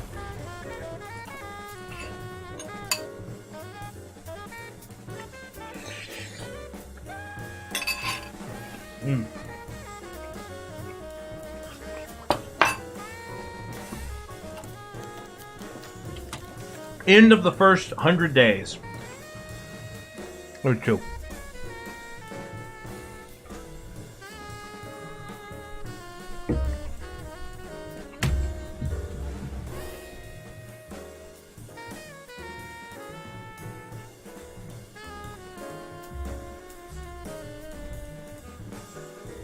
Oh, let's see here.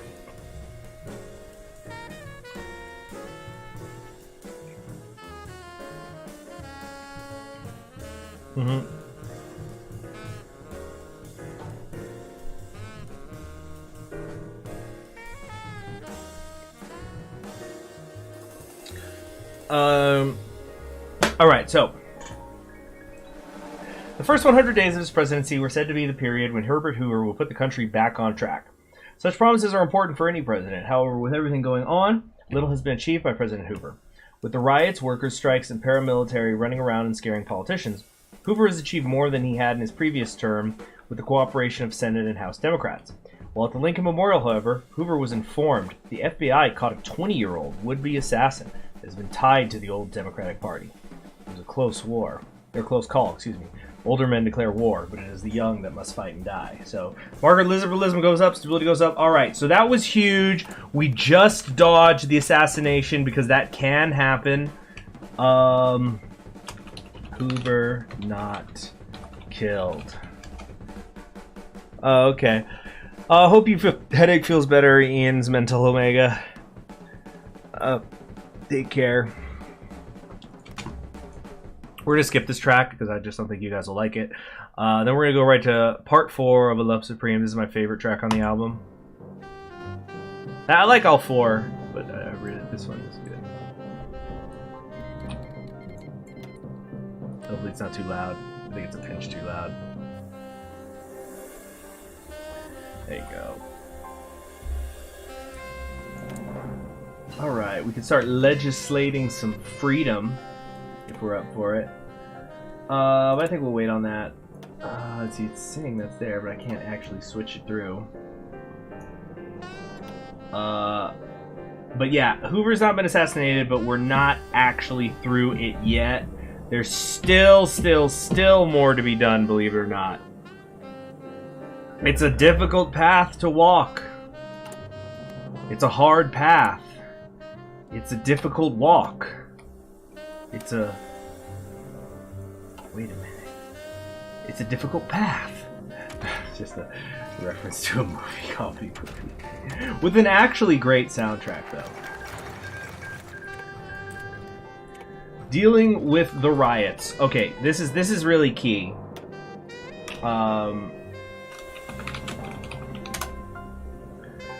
Yeah, Hooverismo is about to run wild. Let me get a little last bit of the cabbage here.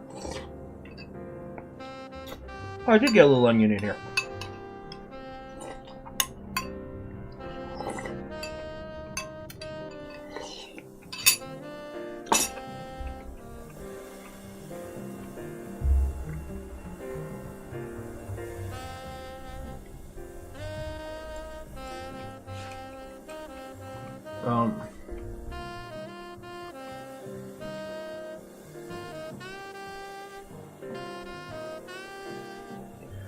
Okay, so hold on. I'm just gonna finish up this last little bit. So, we're actually gonna have MacArthur try to restore order in D.C. from the riots. Even though it's the FBI we've been empowering, I think MacArthur is what we need to finally get the final thing done. Now, the FBI could solve it, but there's an issue later. That's because there's two different ways that Hoover can avoid the Civil War, and this is the way I want to do it.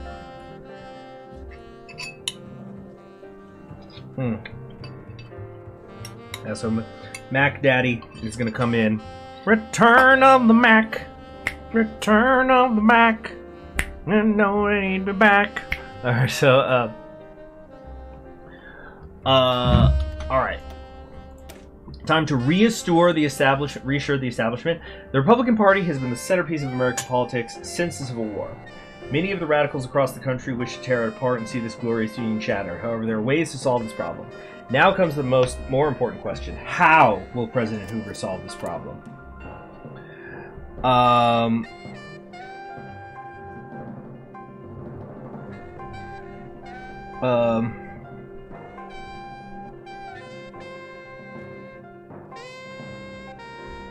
here we go.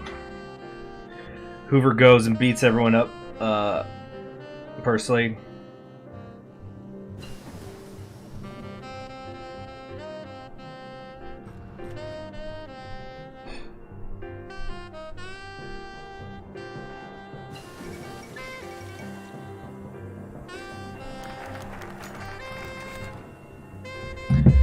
Alright, and here we go. Now we have the question how to restore order to the United States. And even clicking this is not quite going to get us there, I think. Or does it? I think there's one more thing I have to do. Let me check my notes. Yeah, there's still more I have to do after this. Now that order has been returned to Washington, D.C., the largest question we face concerns the restoration of order to the rest of the country. Hoover has two options. On one hand, Frank Knox and the Republican establishment are pushing for Hoover to adapt the strategy and message that the Republicans adopted at the Republican National Convention, which called for meeting with the radical elements of the United States and granting them the ability to govern their own territories for now. However, Douglas MacArthur and J. Edgar Hoover have proposed that Hoover President Hoover, that is, adopt the message and strategy that Gardner was proposing during the Democratic National Convention, which called for going after the radical elements in the United States and bringing said radicals to heel. Given our past precedents, the path for Hoover is clear, and he will... So you could do this home rule thing where you basically create autonomous zones within the United States. No, fuck that! We're keeping equal democracy in the whole country by force! So we're going to go hardline. Social conservatives get stronger, but stability is up. Hooverismo? Yeah. Alright, now we can start embracing Knox's economic plan. Yeah. We're going to try to balance the budget. To relieve the country of the unnecessary burden of taxation. Yeah, but we're going hardline Hoover! They call him Triple H!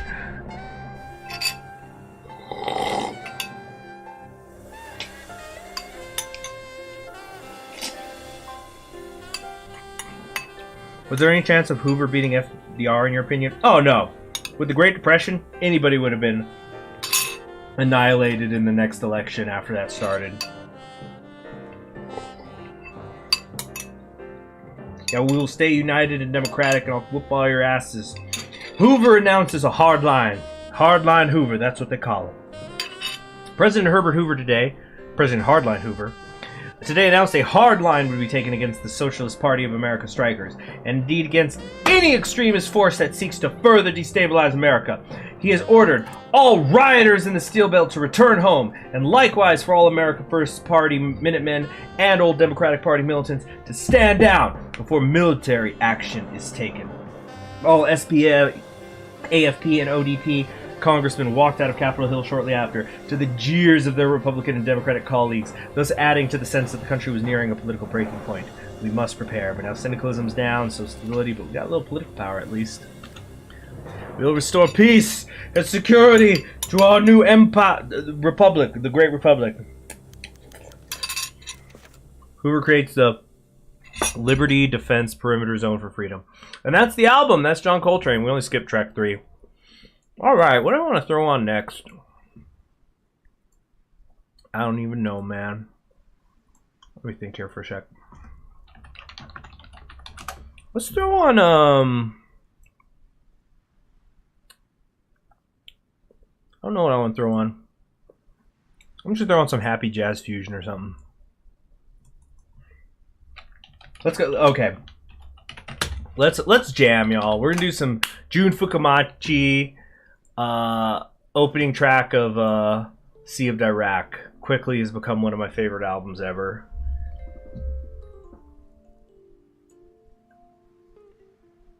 All right, a little jazz fusion or Japanese jazz fusion in our lives.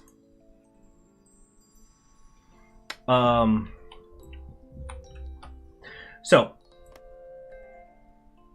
military is prepared to defend the Republic from the radical factions trying to tear it apart. The only question now is where to use it. Anti-radicals have suggested using the bulk of the military to occupy the syndicalist-occupied territories that are still striking, while the cabinet would like to spread our forces more and occupy all 3 radical areas. George Marshall, however, would like to split the difference, placing most of our military in the Steel Belt while using counter-espionage, in other territories to prevent an immediate revolt.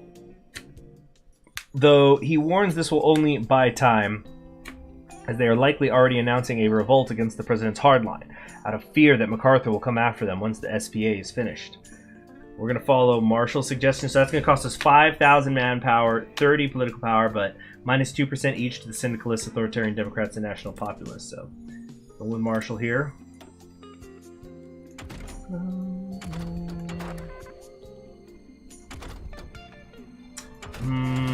What do I want to do here? I don't know. Destroy the syndicalists, that's all that matters. No, yeah, listen to Marsh. You gotta go after everyone who's a problem. All the problem children.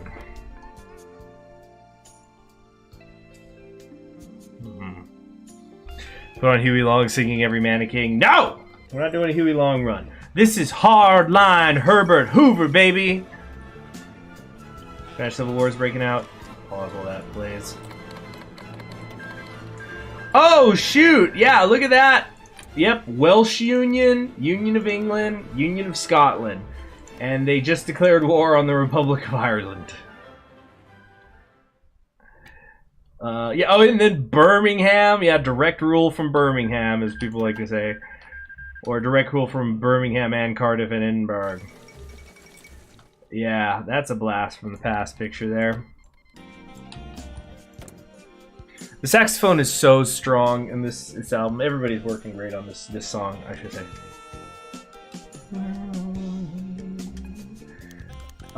Resistance is rising in Illinois.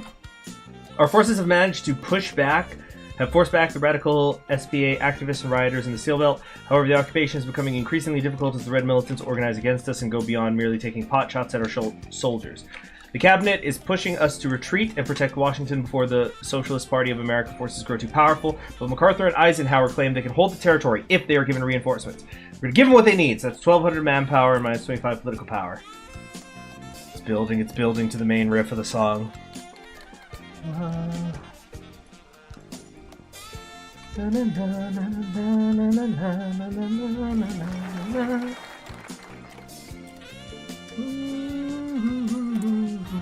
Here it comes. Love this riff.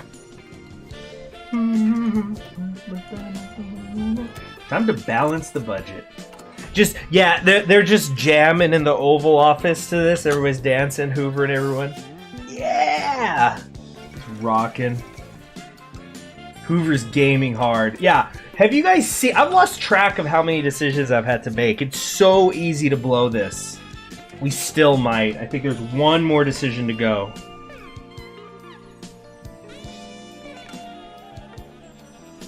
No, there's, I think, 3 more decisions. Gamer Hoover. Hardline Herbert Gaming Hoover. Love if I go to Jazz Bar. Yeah, there's not too many out there. Like, I live in one of the biggest cities in the country. I don't even know if there's one here. Let me look. 30 best jazz bars in El Paso. Bullshit.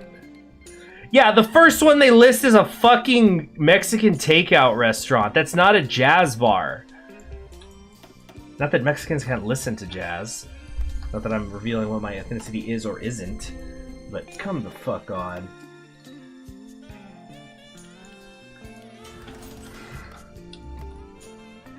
This is a long-term campaign until 1945 or just until Hoover ends the war. We're at least gonna end the war. I think long-term... We're gonna do at least one more stream because I want to get to Hoover's America. After that, we'll see. If people are liking it, we'll continue it. Well, that's like Panzer models. Nobody was watching me play Panzer models, so I've stopped it. I'll probably record it on my own time, but just when I get the chance, I'm not gonna make it a priority because people don't want to watch it. There's only one ethnicity, it's Hoover. Yeah, jamming out to smooth jazz while making tacos. You know, you kind of joke, but there is a bar downtown and a hotel, or it's like a restaurant, and they do like Nuevo Latino, and it's just obscenely overpriced shit. It's like people don't talk enough about cultural gentrification. Like the white people, they go and they eat Mexican food truck, and they go, oh my god, this is so much better than, like, you know, the fucking chili my grandma made. Chili that's just like beans and beef with no spices, and then they take it downtown, they put it on a fancy plate, and then they charge like 4 times as much for it. Here we go, back to the riff.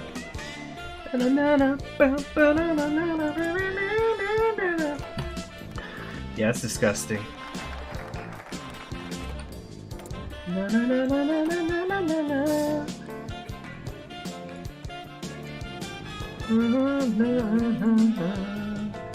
Alright, every man a pot? Well, industrial America is still bankrupt as the farms across America that must deal with the aftermath of the... Oh, that sax! America that must deal with the aftermath of the Dust Bowl and the collapse of the farming industry. Radicals across America are using this crisis to promise everything from small changes in how our economy is done, all the way to the abolishment of the capitalist system itself. So the question is how to bring both our people and America back from the brink. And then back to the intro riff. What song is this? This song is called It's You from the Sea of Dirac album by Jun Fukumachi. I'm linking it in the chat now. Yeah, amazing jazz composer. Alright, dealing with the steel belt. We're almost done, guys, I promise.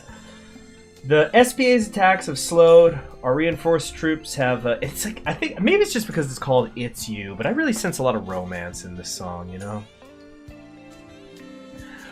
SPA's attacks have slowed. Our reinforced troops have damaged their efforts and even conducted counterattacks on their militia headquarters under the orders of MacArthur and Eisenhower. However, and then the birds. Hear them chirping? Yeah. Careful with Mexico. Syndicalist snakes positioning troops on your border. You know what? You're right. I was kind of noticing that. Make ready. We're now going to skip to the last song on this album, the title track, Sea of Dirac. Alright. That should get us to the end. Oh god, did the OBS crash? No, we're good. It's scaring me, I'm telling y'all.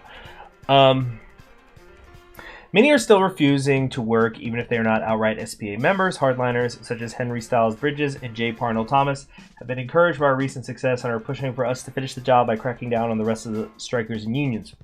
This will make it so that our industry can hire new workers and teach the workers not to engage in such behavior. However, Vice President Frank Knox and other cabinet members are pushing for us to cut a deal with industry leaders by raising wages in return for protection from the militias, noting that most of these workers are not natural militants, and if they were treated fairly, SPA support could be undercut in the process. So we are going to actually negotiate with them. Negotiate for better wages. I think that was the right play. Where's my notes? Oh god, I lost my notes. Yeah, here. Yeah. Still a couple of decisions to go, though.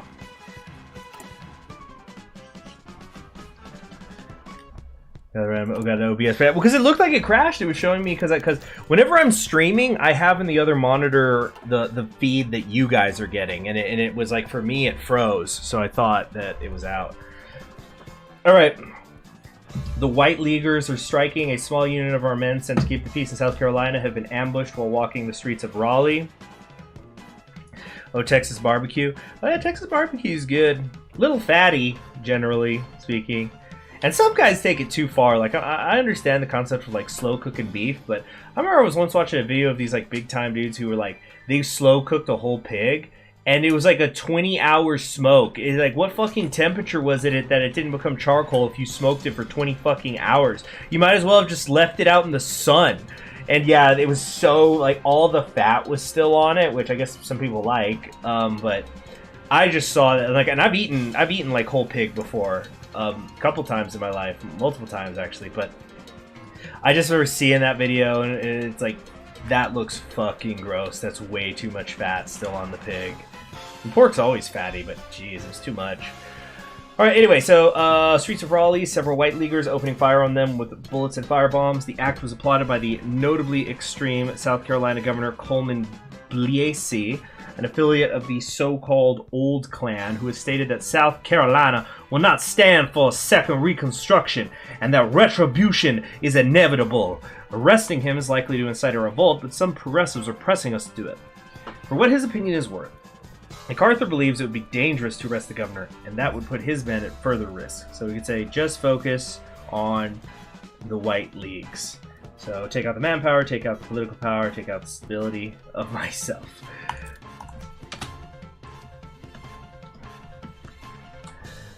But, yeah, there's good stuff. Oh, brisket.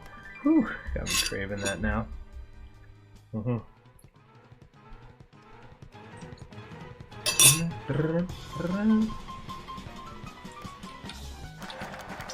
Okay, dealing with the Great Depression. Hold on. I think we might do Curtis's advice here.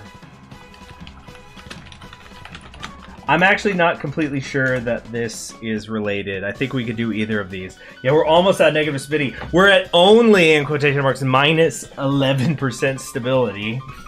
And only minus 37 political power. So, this is basically saying the Great Depression is happening. We've balanced the budget, though. Now, what are we going to do? Establishment Republicans like Charles Curtis are advising Hoover to embrace their idea of a work-sharing plan, which would compensate Americans for their hours lost via partial unemployment subsidy. And the last option on Hoover's desk is performing austerity measures that the conservative Democrats and Republicans have pushed for. This would mean more cuts to the budget to show businesses we live in a fiscally responsible nation. So I think we're gonna listen to Curtis's advice. That's gonna give us political power gain. It's gonna hurt our monthly population. We're gonna get a bunch of consumer good factories for a year. Yeah, so it's like, this is going to hurt us a little bit more, but I think in the long term it's better. And actually, we're about to get 100 political power just right back. And our popularity is rising. We're up to 37% people. Second Reconstruction, South having strong PSD. He's elected and democracy is non-negotiable. Yeah. This section of the song is what I call breaking news jazz.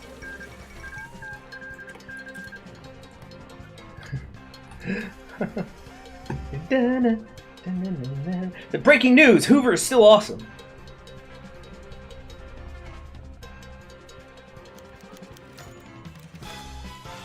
Alright, increased presence requested. I think this is the final one.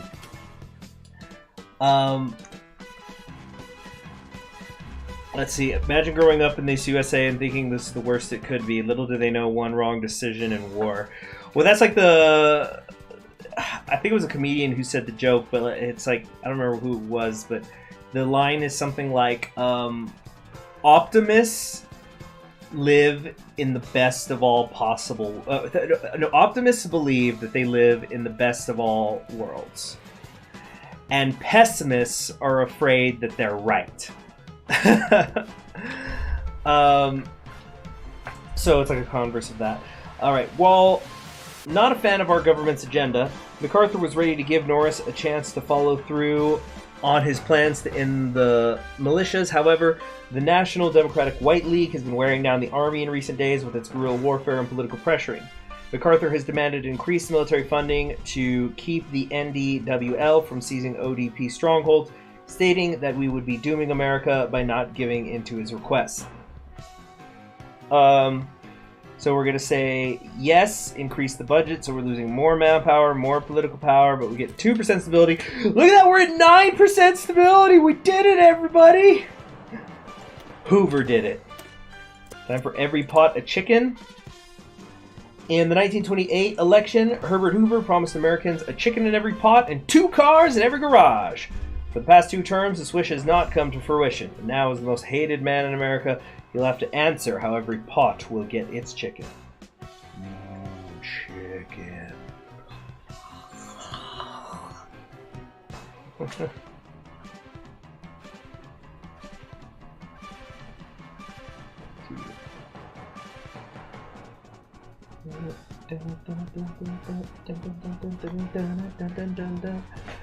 Yes, let's go. Yeah, let's get some Hooverismo in the chat. They've restored British rights. Were we even consulted? Oi, getting a little weird out here. Governorate of Yucatan, Provisional Republic of Siberia. Jeez. Most hated man in America, but kept war off their doorsteps. Yep. It's like the people who say that Nixon saved America by resigning.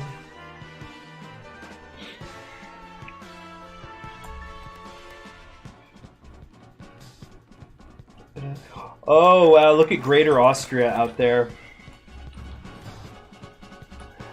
Yeah, for most of the 1930s, the entirety of the Great Plains have been dealing with the Dust Bowl, while the Hoover administration had some success in tackling the problem.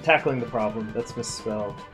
Knox is trying to balance the budget. Either of these is going to hurt us for a year. We're going to say we're going to implement new tariffs. Yeah, maintain the course. Hoover was right all along.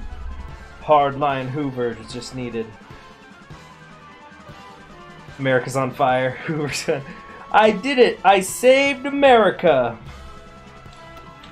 Alright, now time for Hoover's Unspannung.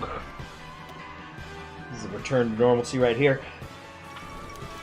Oh shoot. Liberal Republicans and Democrats are attacking Hoover. Will you just go away, Landon? Just quit bitching. You lost. You lost! You're a loser! Okay, so it says here, since the end of the Weltkrieg, the rise of the German superpower has pushed American industries out of Europe. Because of this, the American relationship with the Kaiserreich is extremely tense. However, Hoover and Knox can now make overtures to Germany in an attempt to get American access to the European market. Back to the music. And we're about to get it. Just those drums, hitting those kick drums.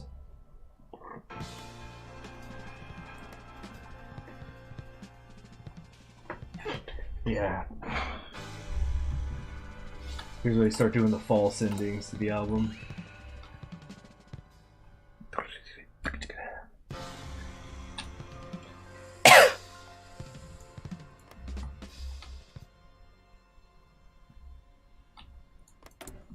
Alright.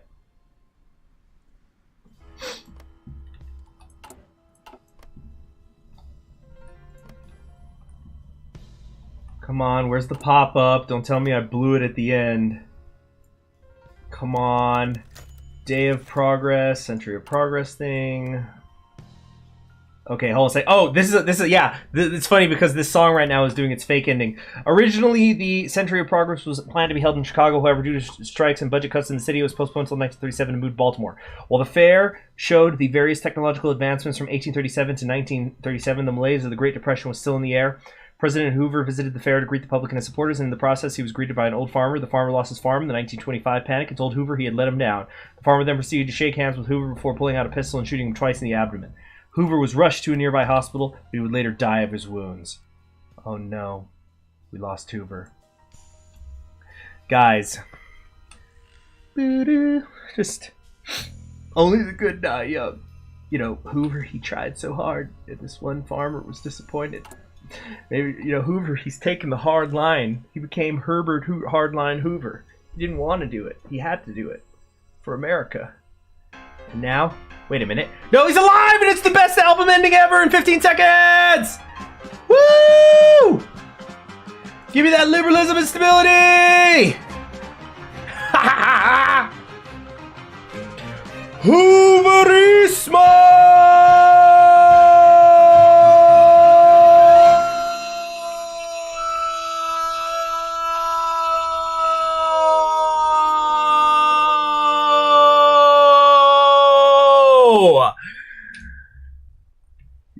We did it, everybody. Glory to Hoover. Let's get that Hoover in the chat. Hoover's alive. Hoover like invented the selfie, and like he's doing the thing, where it's like Dewey wins election and like Truman is holding the picture up. It's that, but Hoover is holding up that he's dead, and then the next day it's just a picture of Hoover in his hospital. He's just going, "I lived, bitch." Oh yes. Yes, indeed. And now I think we'll get the event. Please. Then we're going to end the stream. It's a great way to end it. But we'll do at least one more stream of this because we got to get to Hoover's America. Come on.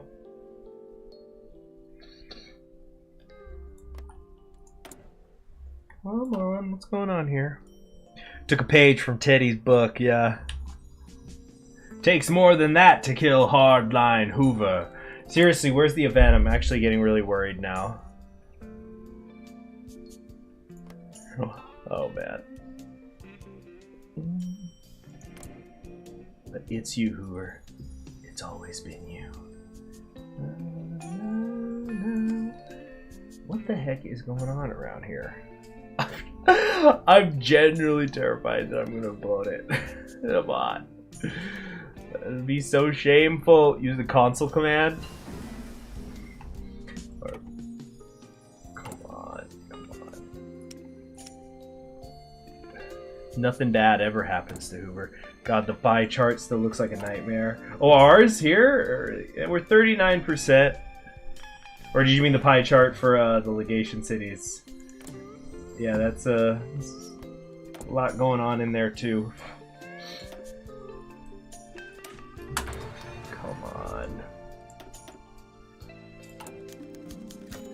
Yes! Okay. Steel Belt and South pacified. With businesses in the Steel Belt agreeing to pay workers more and the Army continuing to push back the red militias, an increasing number of workers are viewing the federal government as a more stable source of protection and income than the SPA. With it becoming clear that outright revolt will not succeed, many SPA congressional leaders are listening to their more moderate wing and calling for calmness and an end to hostilities. They note that better conditions can still be negotiated for through Congress. Meanwhile, in the South, the NDWL is decimated, if not outright pacified, and it is likely time to pull out our forces from the region. Staying any longer would only incur hatred after a certain point, and George Marshall claims the occupied states are exhausted, though he advises that we leave behind some men to protect Black and Allied regions. However, General Joseph McNary advises to pull it all together. Have we saved America? That's it! We did it! 8% stability, minus 5% totalism, minus 3% technicalism, minus 3% paternal autocracy, minus 5% national populism. Herbert Hoover is going to become the savior of America, increasing his daily political power gain. And we're going to get 5% stability, 5% war support. We're going to get rid of the political crisis, which has been costing us 0.05 political power every single day. Our weekly stability has been going down by 1%. That's why we've been in a freaking negatives for almost 2 years. Weekly war support, minus 1%. We're going to get rid of bleeding Texas, so no more daily political power gain of minus half, although we didn't actually have that. That's a whole other different thing. And the minus stability plus 10% market liberalism, and we're going to get unpopular president, but whatever. I'm the president who saved us. Behold, behold, the savior of America, hard line Hoover. And now, wait till midnight. Boom, baby! The United States of America has been in a worsening political crisis for years. However, not anymore. President Herbert Hardline Hoover, seeing the situation, has been able to deal with the syndicalists of the Socialist Party, the populists of the America First Party, and the nativists of the old Democratic Party. This expert political maneuvering has saved millions of lives, both those who are living and those who have yet to be born. Annihilation. God bless America. Annihilation has been avoided. Quote of the day. We're going to go ASMR for this. If freedom of speech is taken away, then dumb and silent we may be led like sheep to the slaughter. Amazing. And the World Series kicked off, which gives us political power and stuff. Bypassing some other things. Jam! Just jamming now in the Oval Office. We did it, America! Yeah, Washington, D.C., more like Hoover, D.C. So there we go. Where's the beacon of democracy that just got bypassed? I actually don't know where that part is. It's not Navy. Oh yeah, the Navy could coup the government. That's a whole thing. Yeah, here we go. Beacon of democracy. Republicans elected. We can start coming down here and doing all sorts of stuff. But we're gonna do the Hoover's America at least. But that's it for today. Super fun stream, guys. It's great to be back doing these again. Expect for it to be more regular. Thanks for everybody who watched the stream, those of you who are watching later, those of you who hit like, and a special thank you to those of you who donated via Super Chat. That is what funds the channel. It's what funds the live streams and allows me to put this kind of time into it. You know, greatly appreciated. You all have a good day. I'm going to try to stream tomorrow. I don't know the time yet. Yeah, you all take care. Good night, and have a wonderful weekend.